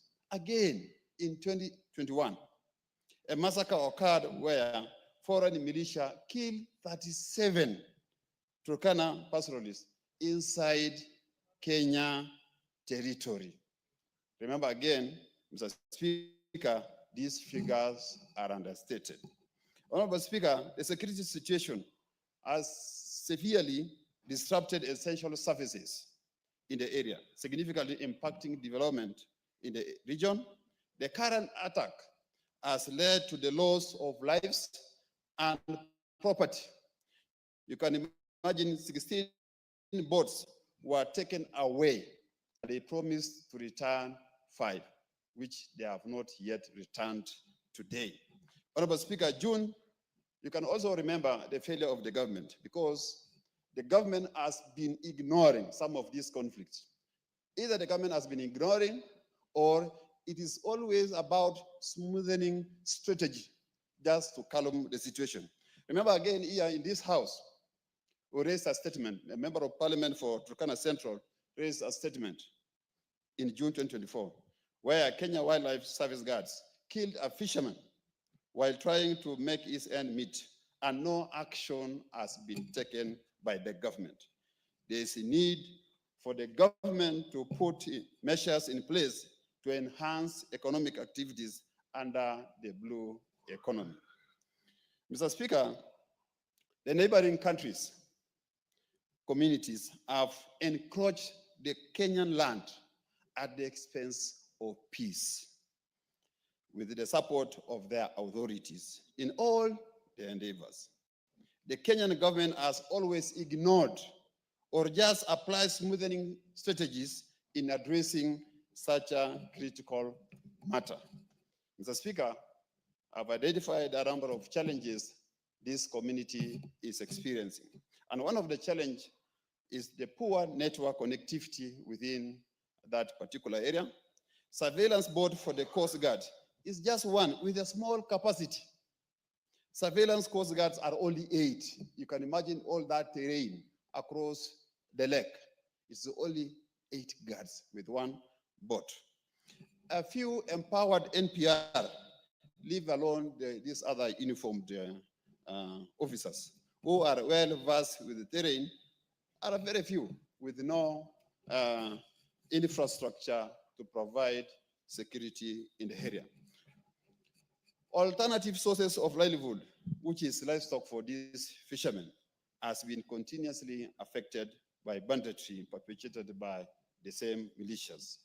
Mr. Speaker, we've been making proposals, including the following. There is need to enhance authority. And in this case, when I talk about authority, the authority and legitimacy of a government can only be realized when there is law and order in a society. If the community is not feeling the presence of government, the public will always take charge to protect themselves and their property. Immigration department, foreign relations or foreign affairs, and KRA must establish themselves in this area to enhance security and economic activities in these unforgotten areas of the country. Food security programs. This government, the KK government, came into force by making a number of promises, including food security. We are proposing as an alternative source of livelihood and productive economic activity for the first area of the country. Increased surveillance by security agencies, including increasing the number of coast guards and other security agencies, enough enabling infrastructure, that is vehicles, ammunition, and food supplies. That's what is required by these uniformed men. There's a need for the government to deploy KDF along our borders, to deploy KDF and border patrol units along the borders. The Turkana community has always managed to secure the border of Kenya with 3 neighboring countries. But now, Mr. Speaker, the donkey is tired. The donkey is tired. What is the role of foreign affairs in actualizing some of the UN Security Council agenda? Because I know Kenya is one of the signatory or a member of the UN Security Council. I read a statement by the UN Secretary on United Nations Security Council. And one of the statements, I picked the following. The Security Council reaffirms its commitment to the Charter of the United Nations, including its purposes and principles, and the primary responsibility of the Security Council under the Charter for the maintenance of international peace and security. In this regard, reiterates its commitment to address conflict-induced food insecurity, including famine in the situation of armed conflicts. Again, in that presentation by UN Secretary General Blinken, the Security Council reaffirms the full respect for the sovereignty and the territorial integrity of state in accordance with the Charter of the United Nations. The final statement that I picked, the Security Council reaffirms the primary responsibility of states to protect the population throughout their world territory, and the obligation of all parties to armed conflict to respect international humanitarian law, and the need for them to allow and facilitate the rapid and impeded passage of humanitarian relief for citizens in need. Mr. Chair, I wish to express my concern about President Trump's effect on humanitarian and development assistance and funding that Turkana community used to benefit from the US government. Remember again, this area has been benefiting a lot from this humanitarian. This will perpetuate or motivate more aggression or conflict between the two territories. Chair, Mr. Speaker, remember a conflict between the citizens of two countries is an international problem, which this government must take it seriously. But what I'm seeing, what we see as Turkana people. Give him an additional minute to wrap up. I said, thank you, Chair, Mr. Speaker. I said the conflict, the current conflict between the citizens of Ethiopia and Kenya is an international problem that needs the attention of the leadership of this country. But what we are seeing, when a government minister goes to Todanya and just lives like that, the Minister for Interior cannot account for the day he went to Todanya. He cannot tell us what he did to the people of Todanya. We want the minister to react, to do something tangible that we can account. That Honorable Ariko, I had to look at the standing orders. The rules are very clear on such motion of adjournment. You have strictly 10 minutes. So the chair, I think, overstepped. Times have changed, and you have done your bit. Now, who is? Am I supposed to follow you? Naomi, is this what you wanted to contribute on, or the previous motion? Okay, I presume that there are members who would want to contribute on this. Can you raise your hand, just so that I know the list is? The honorable member at the very end, Honorable Nanok, MP for Turkana West. Thank you, Honorable Speaker, for the opportunity to add my voice to this motion of adjournment. And Speaker, from the onset, I would like to express my very sincere condolences and heartfelt condolences at that to the people that, the families that have lost their loved ones in this bizarre massacre that occurred in Todonyang. And Speaker, it's a painful experience. You wake up one morning in the business of fending for the lives of your people, your family, and you lose your life. Some of these people are not accounted for up to now, and there's nothing to be said. Speaker, when this matter broke out on Saturday, actually Sunday, because the killings occurred on Saturday night, it came in as a shock. Speaker, the situation in Turkana County right now and the greater, northern region of this country had become calm because of the many meetings that have been carried on by the leadership, by the people themselves, amongst themselves and their neighbors to keep peace and we were seeing a semblance of peace, and therefore people were pursuing development matters.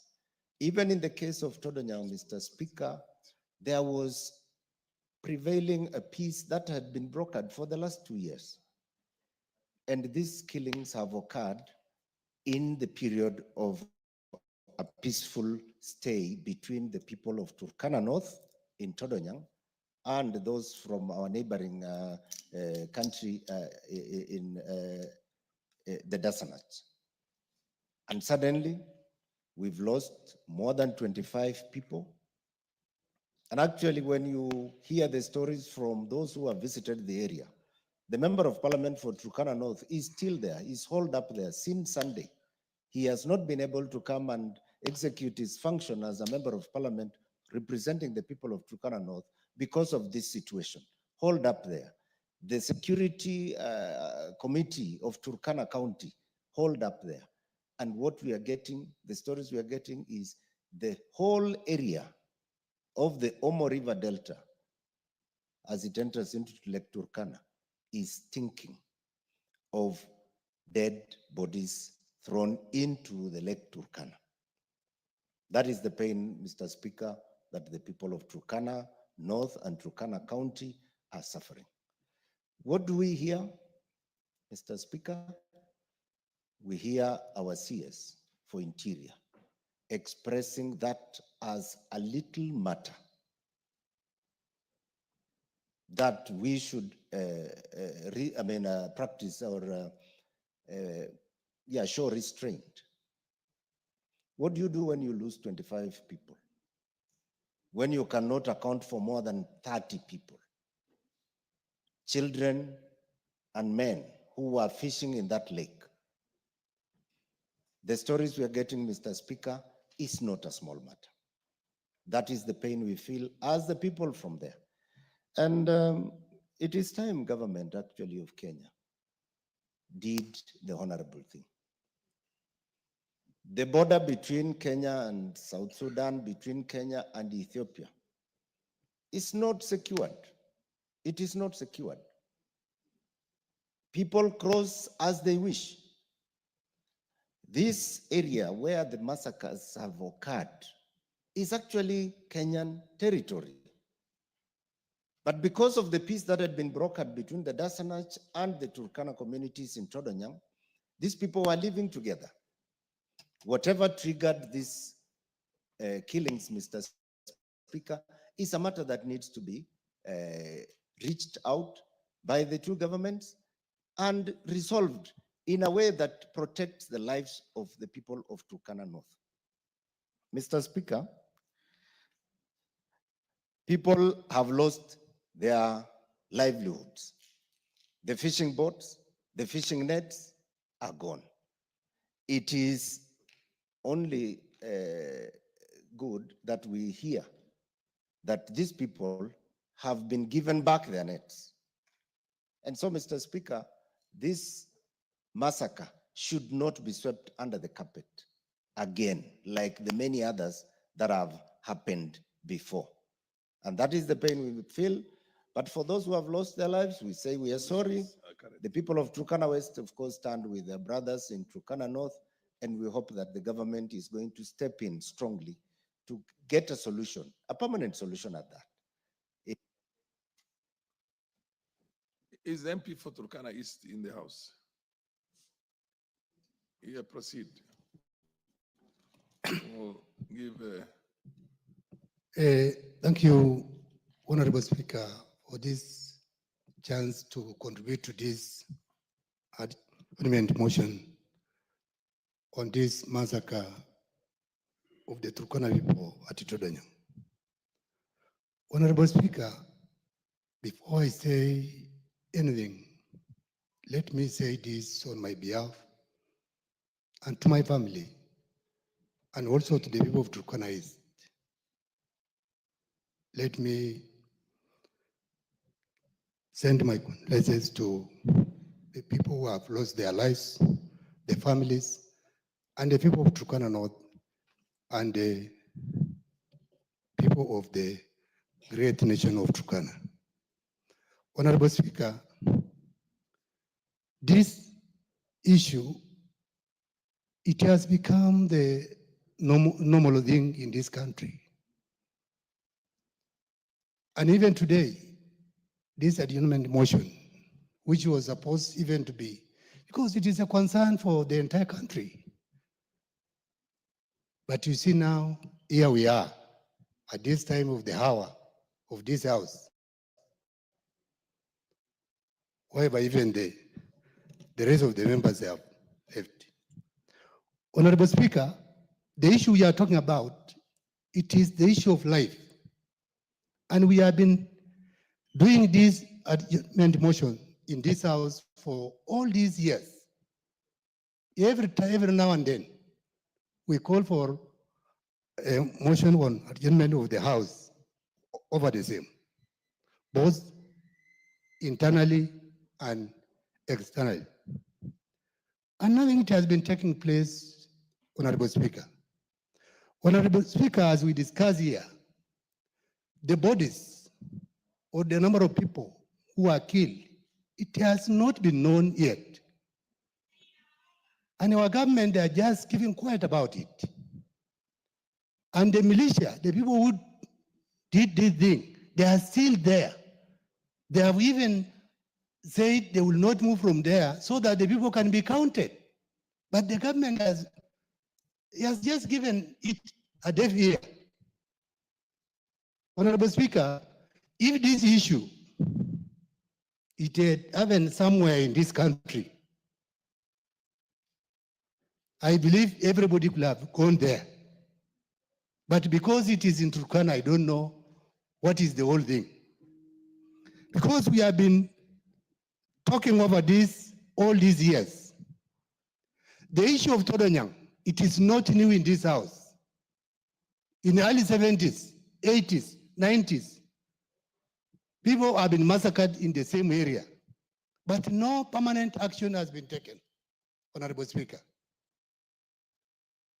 The government goes there, they come back and just tell the public they are doing something, but at the end of the day, it goes silent.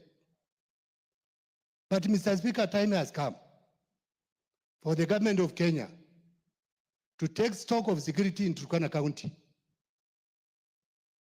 We cannot take our officers to Haiti, to Congo, and yet our people, they are massacred along our borders here in Turkana.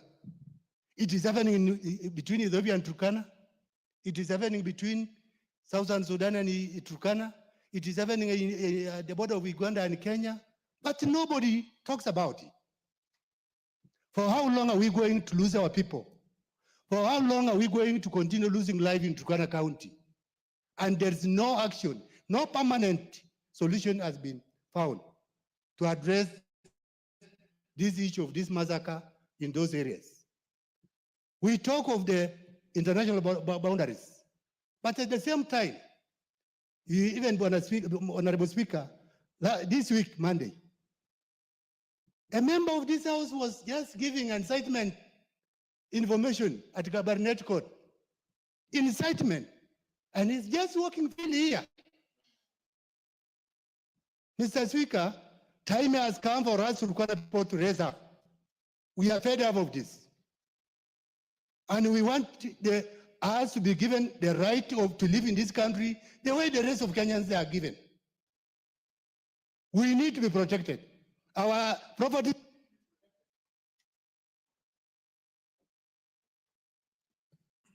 As moving and important as it is, unfortunately, my hands are tied. I don't have any prerogatives to give you more time, but the chair shares your grief with you. The county women representative for Turkana County. Thank you, Honorable Speaker, for giving me this chance to contribute my thoughts to this adjournment motion. First and foremost, I would like to give my sincere condolences to the families of Turkana people who have lost their people and property. Secondly, Mr. Speaker, I want to attest to this house that I went to Todonyang. I personally visited the place. And whatever I'm going to say is on the basis of the witness account and what I saw with my own eyes, Honorable Speaker. Whatever is happening in Todonyang is so unimaginable. It's beyond human understanding. We were there closed up in meetings without doing anything. Those families who have lost their loved ones were just hovering around, walking, crying. They are not able to prove if their people are alive or dead, simply because we were not allowed to access the place of massacre, even to rescue, to bring those bodies back for burial, Honorable Speaker. Is there any other inhuman act beyond this, where a country like Kenya, as sovereign as it claims to be, but a neighboring country can massacre people, hold on the bodies, bury them and dispose them as they would wish? As the Honorable Member for Turkana West was putting it, that part of Lake Turkana is thinking the bodies of our people. They have hidden it under the water hyacinth, and some of the bodies were hidden in shallow graves. We are not able to account for the bodies. Even for anyone to say 25 fishermen, sijui how many fishermen, it is very wrong, Honorable Speaker. Because the entire Turkana County goes there for their living. It is a place that is concentrated with fish, and that is why the Ethiopians are there, even Burundians are there, the rest of Kenyans are there. This kind of massacre was only happening to the Turkana people. Honorable Speaker, the lady who rescued the 24 survivors was a Kikuyu lady from Kenya, and we thank God and we celebrate her today. There is also a good-hearted chief on the other side of Dasanach who facilitated that, the 24 survivors. We want to thank him also. Honorable Speaker, what we are asking is, you mean even with specialized forces, the divers, the Navy, whenever there is a boat accident, even in the coast here, in Indian Ocean, this government sends specialized forces there to retrieve the bodies. Honorable Speaker, it is 1 week now. We are not able to retrieve the bodies of our people. We can only smell them in a stinking manner. The two bodies that were retrieved yesterday, Honorable Speaker, those two men were killed on Monday, not in the day of massacre. They were hiding in the water hyacinth, waiting for safety. And when they had the boats cruising the lake, they thought maybe Kenya has come to rescue them. They came out only to land in another ambush, and they were just killed brutally in a cold blood, Honorable Speaker. It is so inhuman. It is so inhuman, Honorable Speaker. And it is not the first time we are doing this. For how long will we be bringing adjournment motions to this House? Even this one of an international nature, Honorable Speaker. As Honorable Nkolong is putting it, Kenya is able to send KDF to Haiti. Kenya is able to send KDF wherever, but there is zero presence of KDF in Todonyang, I tell you. Our borders down there are manned by Turkana people, and we've lost lives and property.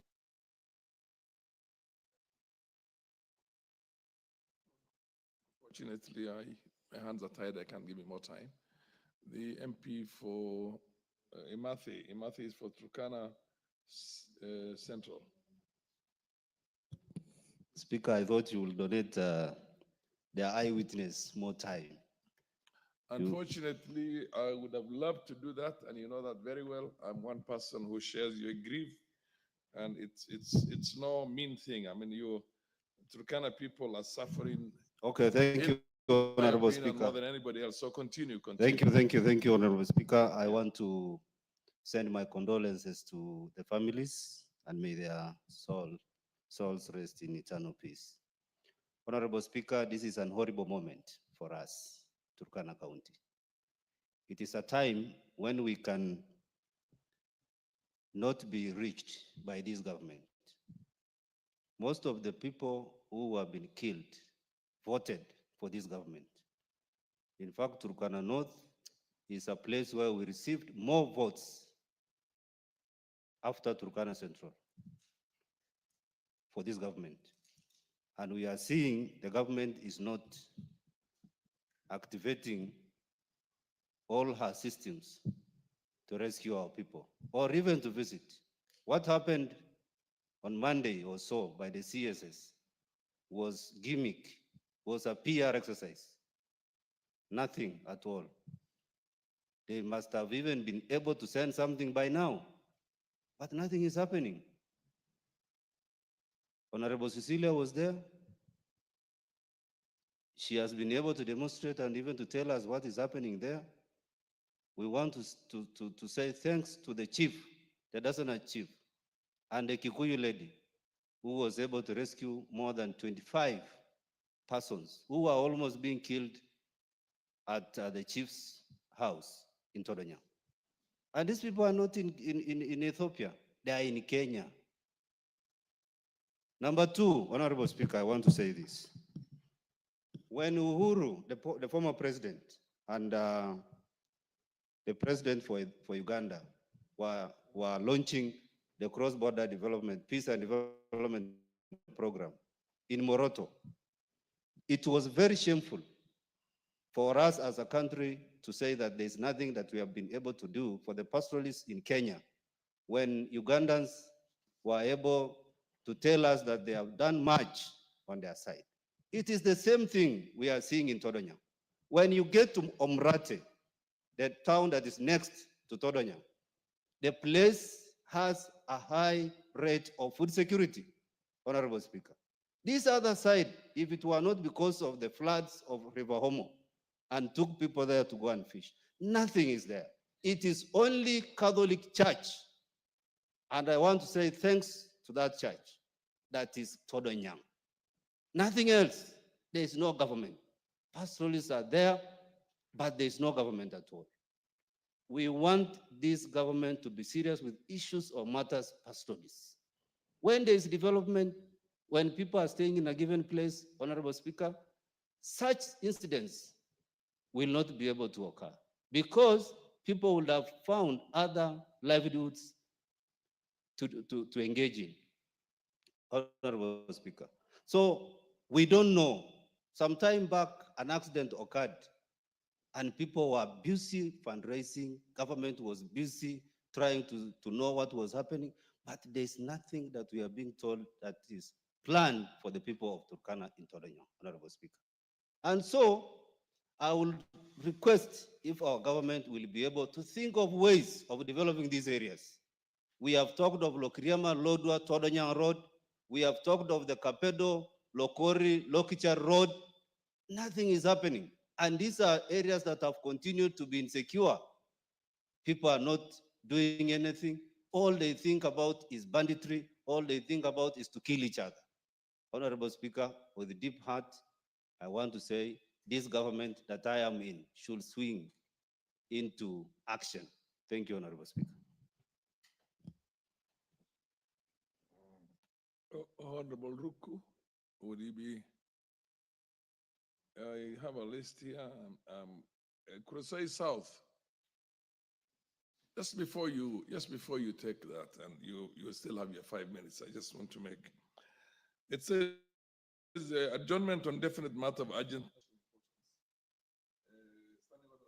3:14. No member speaking on a matter under this standing order shall speak for more than 5 minutes without the leave of the House, not the Speaker or the Chair, except that the mover may speak for 10 minutes. So if my hands are tied, it's not possible for you to have any more times than the Speaker. 10 minutes. The mover is 10 minutes, and the rest of you are strictly 5 minutes. So proceed, but your 5 minutes starts now, please. Thank you, Honorable Speaker, for giving me this opportunity also to add my voice on this important adjournment motion. First, I would like to take this opportunity also to congratulate the MP for Turkana South for coming up with this motion. Mr. Speaker, I want also to take this opportunity to convey my condolences to the great people of Turkana on behalf of the people I represent, the great people of Kuresoi South. Mr. Speaker, it is very sad to lose such a number of lives. When there is no peace in an area, there is no development. People will not be focused in development matters when they are scared all the time. The schools will be closed, and therefore we can say there is no future. Mr. Speaker, it is high time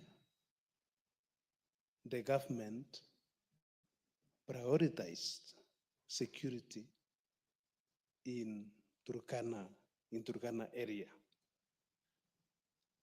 The CS in charge of internal security should also be making frequent visits to such sensitive areas. But it should not be waiting only for disasters to occur. Mr. Speaker, I also want to suggest that more officers should be deployed to those areas. Our colleague from Turkana South has talked of only eight security officers are manning those areas. More officers, well-motivated officers, should be deployed to those areas. And these officers, Mr. Speaker, should be provided with modern equipments and even vehicles. At times, some of these officers, they lack even vehicles to move around, which makes the situation to be worse. Mr. Speaker, I also want to suggest that affirmative action be given to this area in the site of construction of roads and even the blue economy. Because poor roads makes the situation also to be worse. So I think it is high time the government allocate more resources to this area. I'm also suggesting that even a military base should be established in that area so that there are many available officers in case of emergencies. Otherwise, Mr. Speaker, with those few remarks, I want to say that I support. Thank you.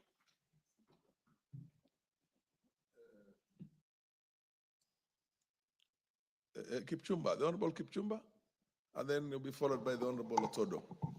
Oh, sorry, Moroto. I was with Otodo in the House so many years back. Okay.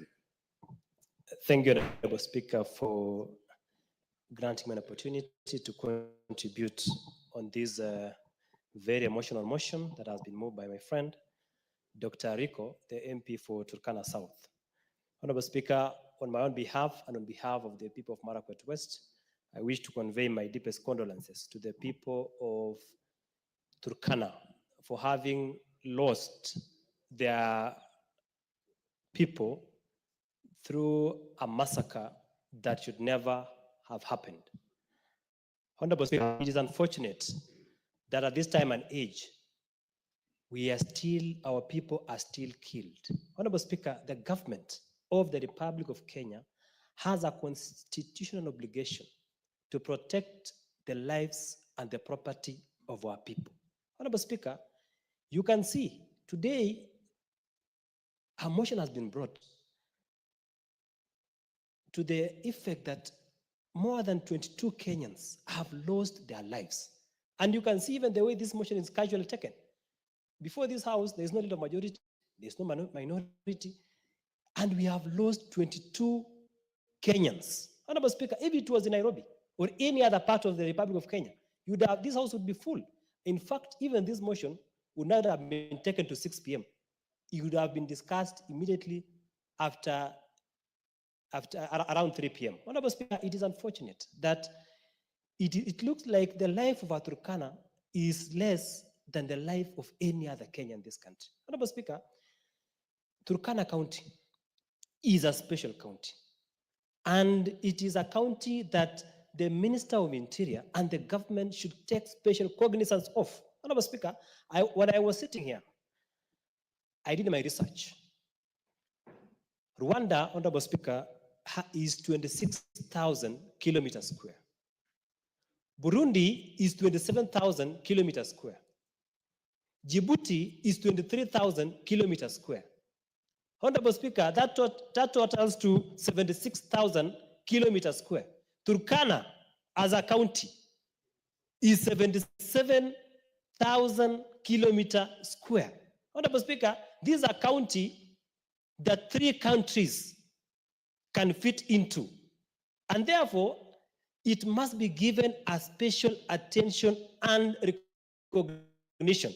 And I've said here, and I'll repeat, Speaker, that if the government of Kenya cannot take care of the people of Turkana, let those people be given, let those people take care of themselves. If the government cannot take care.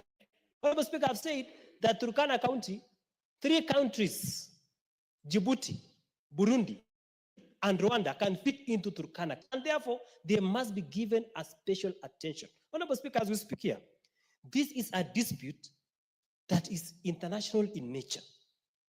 It is an international problem. It is shameful that we are commenting on M23 going, defending their rights inside DRC, whereas we cannot comment on Ethiopian militia attacking our people within the Republic of Kenya. Honorable Speaker, as a government, as a people who are sovereign, we should be ashamed of ourselves. We have lost our people in Turkana North. They are no less human beings, and therefore, we should not make it as a small problem. Honorable Speaker, no Kenyan has less value than the other, and the government has that obligation. It is under our constitution. It is not anywhere else to protect the lives. And when you say that lives, it also means the lives of the people of Turkana. So, Honorable Speaker, we call upon the Minister of Interior to take this matter seriously. We call even upon the head of state of this republic to take this matter seriously. Honorable Speaker, hearing the people of Turkana here, I've heard Honorable Cecilia, the woman MP, the county MP for Turkana speaking. I've heard Dr. Wariko. I've heard my friend Mr. Amadi. I've heard the members of Turkana speak. Honorable Speaker, you would imagine that they are speaking as members of parliament from another country, not from Kenya. Honorable Speaker, it behoves upon this House to take stern action, to take stern measures, and call upon the government to live up to its constitutional duty to protect the lives and the property of the people of Turkana. Thank you, Honorable Speaker.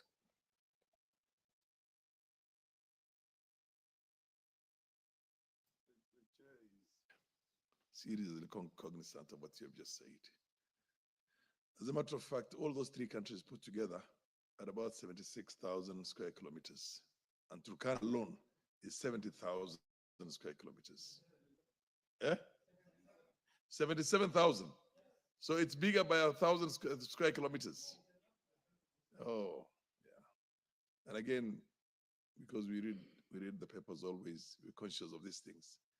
We have the attacks from Uganda by the Karamoja. We have the attacks from South Sudan by the Dongiro, Taposa, Didinka. We have the attacks also by the Merile and the Dasanaj from Ethiopia.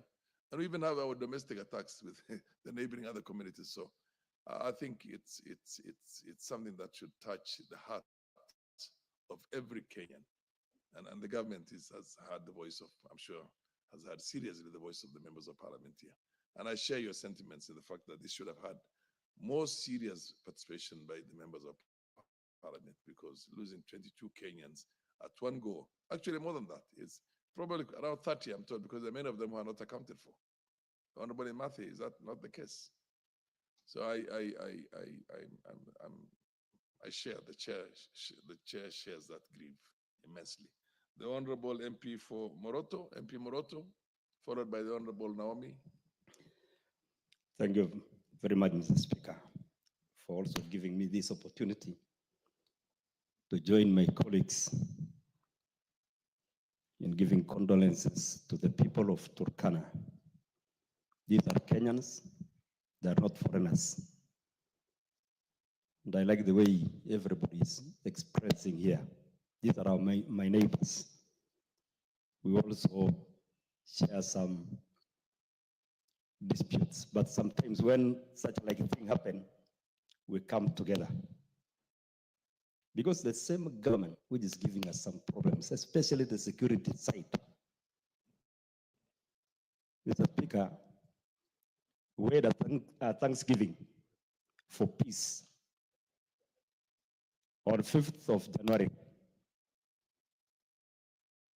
between the Pokot, the Turkana, the Marakwet, and the Tuken in Baringo. But some few days after, some issues came up where we lost the lives from the same communities that attended the Thanksgiving service for peace. This is just because I want us to sincerely say we have a big problem with our security in Kenya. Those people who are in charge, I think they are not serious. I remember I was a student during Kenyatta's time. We've not suffered like what is happening now. Moi came in.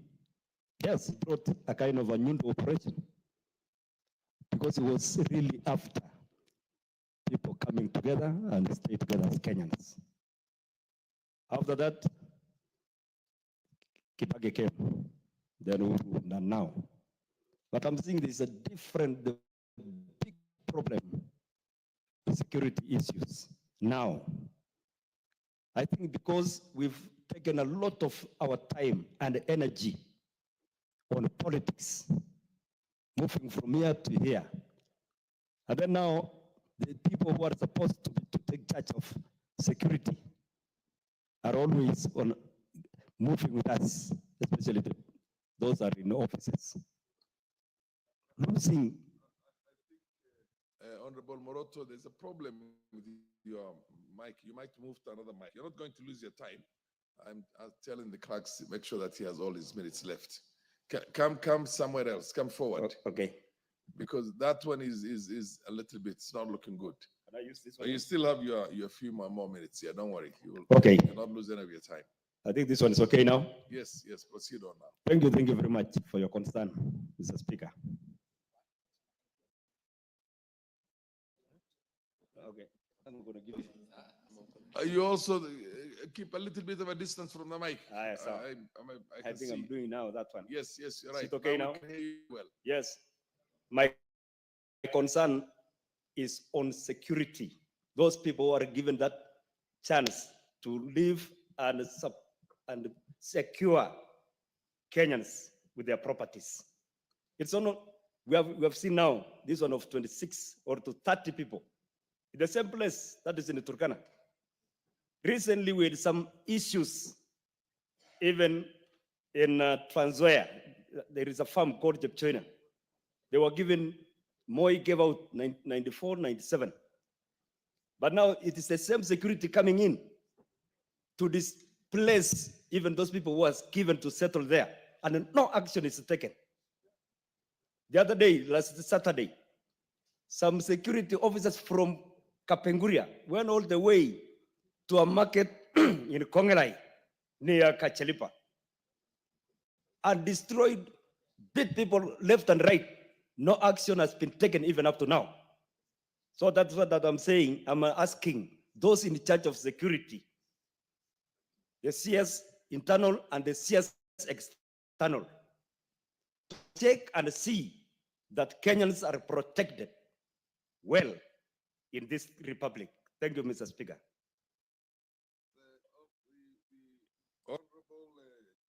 The chair of security. I will give you before Naomi, because okay, Naomi, and then you follow Naomi. Thank you, Honorable Speaker, for allowing me to contribute to this adjournment motion, as I also congratulate the Honorable Member who came with this. Honorable Speaker, when you see the passion our colleagues from Turkana are talking with, and the heavy hearts they express, the sadness and everything, we have no option, but we have to stand with them and support them. And I wish we had more members who would have contributed to this, because this is like a national matter. Honorable Speaker, I want to give my condolences to the people who have lost their lives, to the families of the people who have lost their lives, and also urge our government to take matters insecurity seriously, because many people, many lives have been lost in northern part and northeastern part of this country as a result of insecurity. The counties that are on the border have always been attacked by different people, and many lives have been lost. And yet we know that it is the responsibility of any government to protect the lives of its citizens together with their property.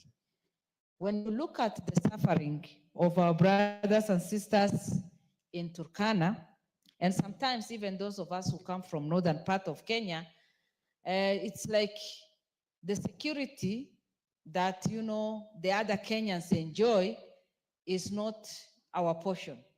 And I want to say that every life matters. So even as I stand with our colleagues and send my condolences and encourage them to continue fighting for their right, I want to urge our government to take this matter seriously so that no more lives will be lost. And especially when our neighboring country attacks us, our country should be firm, bold to protect our citizens. So with those few remarks, I support the adjournment motion, and also encourage our brother. Yeah, the Honorable, the Chair of the committee, followed by Honorable Kibarek. Thank you, Honorable Speaker. Committee on Security, yes. Thank you, Honorable Speaker, for giving me an opportunity also to contribute and to support our brothers from the Turkana, specifically the Member of Parliament who brought up this adjournment motion. Honorable Speaker, from the very onset, I want also to join the rest to pass our condolences to the families who lost their beloved one in this very unfortunate incident. Honorable Speaker, as has been said by majority of our colleagues here, this issue of that has happened in Todonyak is not, Honorable Speaker, the first one actually. It is only that, of course, the numbers are very many this time round. But you remember, very Speaker, that there was even a particular time that, of course, there are also some deaths that occurred previously when alleged people, officers from KWS, are said to have actually killed some fishermen. And it's an issue that even we had not managed to solve to this end. The Speaker had actually instructed that we have a multi-agency approach so that we look how we can able to bring this to an end. And just immediately, even before that one was resolved, we have this very unfortunate incident, Honorable Speaker.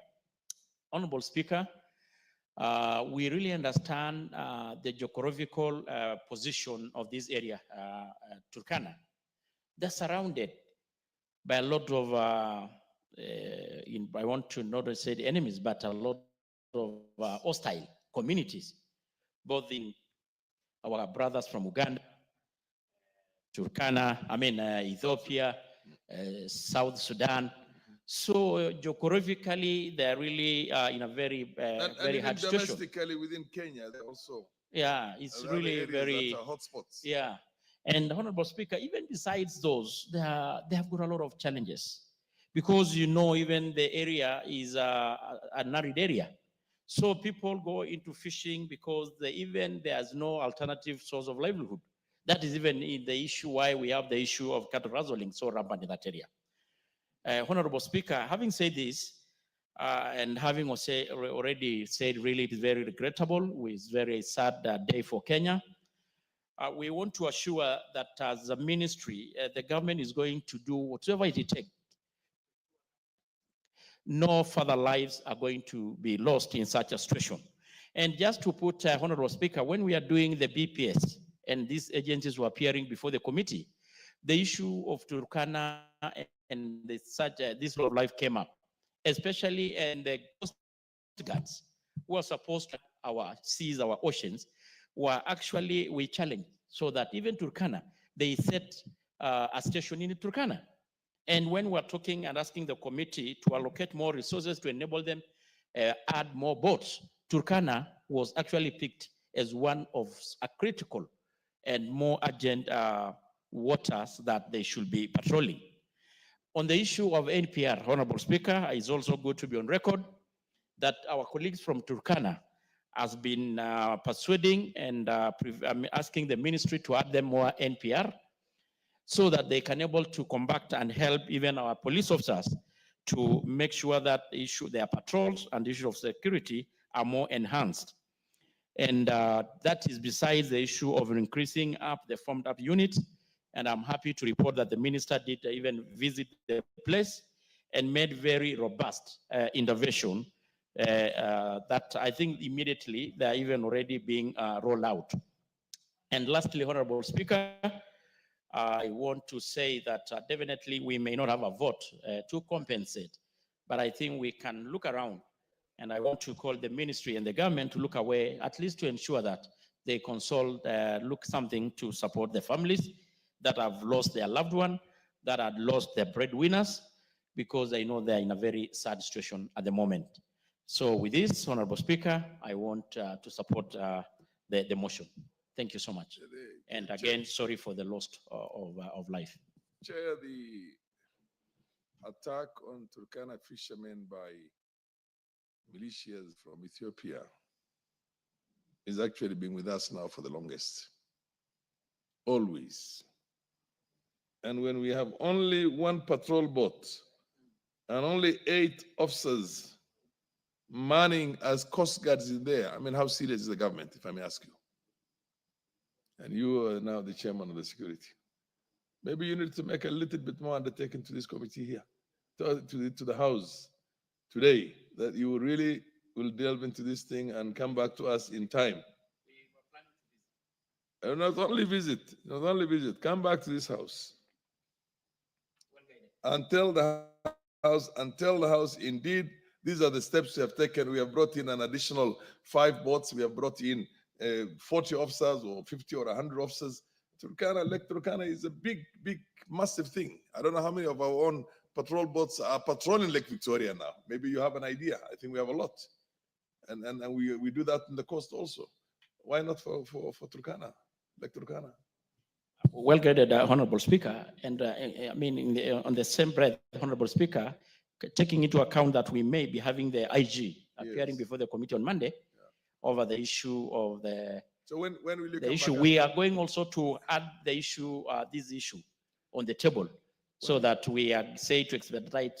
Yeah, when will you report back to the House to tell them what are the measures that you have taken? Can we? The House really would want to, we cannot have a resolution on the floor of the House, but you can see the sentiments of everybody, and including the chair here. Yeah, what I'm honorable, sir, because definitely it is naturally supposed to have a statement, then we respond to, or we visit, then we give a report. But taking the unique situation and the circumstances under which this has occurred, maybe on Monday, as we get the IG, and I will ask if we can have the members also present, we are going to add this item as one of the issues that IG need to ask, to tell us the immediate intervention. And just report maybe in 2 weeks' time, Honorable Speaker. Isn't 2 weeks too long? Too, because I think the minister already visited there.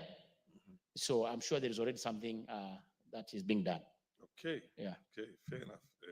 Well taken, and Chair would have loved to be on the other side to contribute on this, but yes, the rules do not allow. That's why this serious intervention demand has to come also from the Chair one way or the other. Honorable members, Honorable Kiborek, unfortunately, you don't have any time. We have run out of time. But of course, everybody knows that you came back to the House to help your brothers and sisters from Turkana to make. And it's unfortunately, my hands are tied. The rules are very firm. Honorable members, the time being 7 o'clock, this House stands adjourned until Tuesday, the 4th of March, the year 2025 at 2:30 p.m.